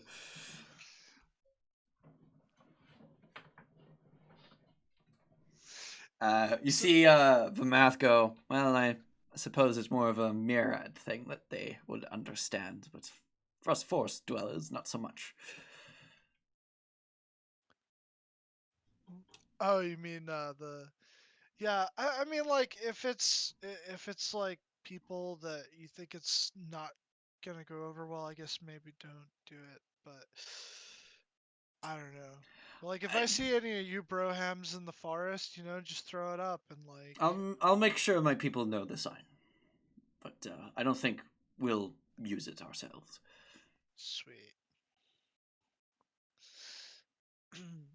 Hey, so like while we're just kind of like standing here and like looking around, um, like what's the babe situation looking like? Facts. There's some single elves and also like the 3 surviving triad daughters. Now, how are the triad daughters looking? Like health wise. No, I mean like, how do they look? I mean, in mythology, dryads are like Bow, chicka, bow, to the point wow. of it has gotten some heroes killed because like they've gone like insane over them. I see. So, so, Cardin is gonna approach one of them. Oh no. In front of their dad.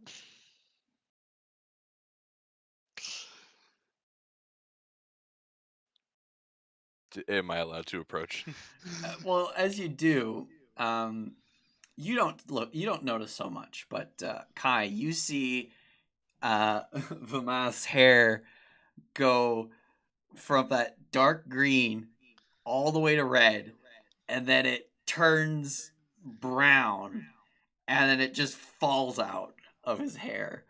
It's like his hair falls out, and there's like only a few thick brown strands, like winter trees, basically. You don't even know what I'm gonna say. Oh god. But he knows your intention. Like he can see you saunter up. I To didn't his even have an daughter. intention. Oh come on. That's such metagame bullshit. He's a father, man. You know that He's dad a sense dad. for like that overprotective dad sense. That he's got is that. metagame bullshit. I don't care. You'd have a walk as you don't approach. even know what I was gonna say. It doesn't matter. It does matter. No, it All right, really doesn't. roll deception or persuasion. I don't care which. I'm not trying to deceive anyone. No, it's just hiding your own personal intent. Own personal. You don't know what my intentions are. I mean, you can. I think you're full of shit right now. I think you trying to act as if your intentions are anything less than pure is like. You don't even know what I was going to do. Fuck off. Nah, man, you got busted. I literally asked what the babe situation was, and he said that they were hot. And then you're like, "I'm walking over there." You'd have a walk as you approach. I'm a fucking bird. Yeah, bird Yeah, strut, man. you'd be peacocking. Shut the fuck up. You're fucking peacocking, bro. You're But yeah, peacocking. his hair doesn't Peacock do this that. He dick. doesn't. He's looking at you inquisitively, but his hair kind of shifts toward more yellow and red, but it hasn't gone the full winter's aesthetic. Which one of them was hurt? I think the three of them that were still alive are all hurt. Hold on, let me check. Oh jeez. Oh jeez. Are they like? Were they ever like patched up at all? Two of them are hurt. One of them is fully healthy. Can I do like a medicine check on one of them? Their physiology is a little alien to you, but you can try. Perfect. You'll do. Are you on the one that's hurt most? Yeah, just gonna say, hello, my lady. Hello, my lady. I still feel bad about the battle, and I just want to help out as much as I can. Do you mind if I patch you up a little bit? I just get this off my conscience that I can still help. All right. Thank you. And he kind of just like gives like a little bow to the father. He's like, his eyes are like slowly narrowing, but like he's also like kind of like, okay, maybe you're genuine, but like, what if you're not?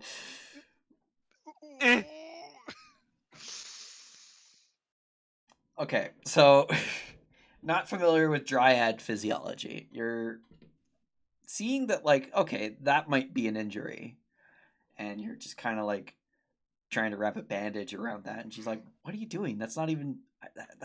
I wasn't even hurt there." You're like, "What? Fuck!" And then like, My apologies. you're struggling with it, and like, finally after a bit, it's like, maybe it's best that I go see our village physician. Perhaps I try. You don't seem familiar enough with our physiology, which makes sense. We don't really expose ourselves to outsiders. This is fair. I shouldn't have even have attempted. My apologies. And he walks away. Just sad that he couldn't help. Percy looks up at you as you approach him. He's like, "Dude, Shakes his head. You totally struck out, man. They Should have had fucking Larry s- with you. He's like a total wingman, eh? Shut the fuck up. The guy's just like, yeah. But so like, thanks and everything for like, not making us fertilizer or making the brain go brr. Do you Yeah, care for if your we two, like? if you weren't overtly hostile, we probably would have released you out and. I think today we rolled for Oxgalith. Uh, some lakes near Loch Block, but yeah, we do kind of like a draw every day to see what trespassers will get. Okay. All right. But no, you're cool, I guess. His hair is shifted back to springtime colors. Kai's happy. Uh, he's gonna. So like, I mean, like, I'm not trying to like reinforce the stereotype or anything, but like, I'm still a dwarf. Y'all got anything to drink around here? If there's one thing that Fey people know how to do, and that's how to fucking party, and like he claps his hands, and like a drift globe shoots up from the fountain. It's like a disco ball. Oh my god! As like, because like it's evening now. It's like, ladies and gentlemen, let's celebrate the defeat of the Umbra Hulks and our new friends here.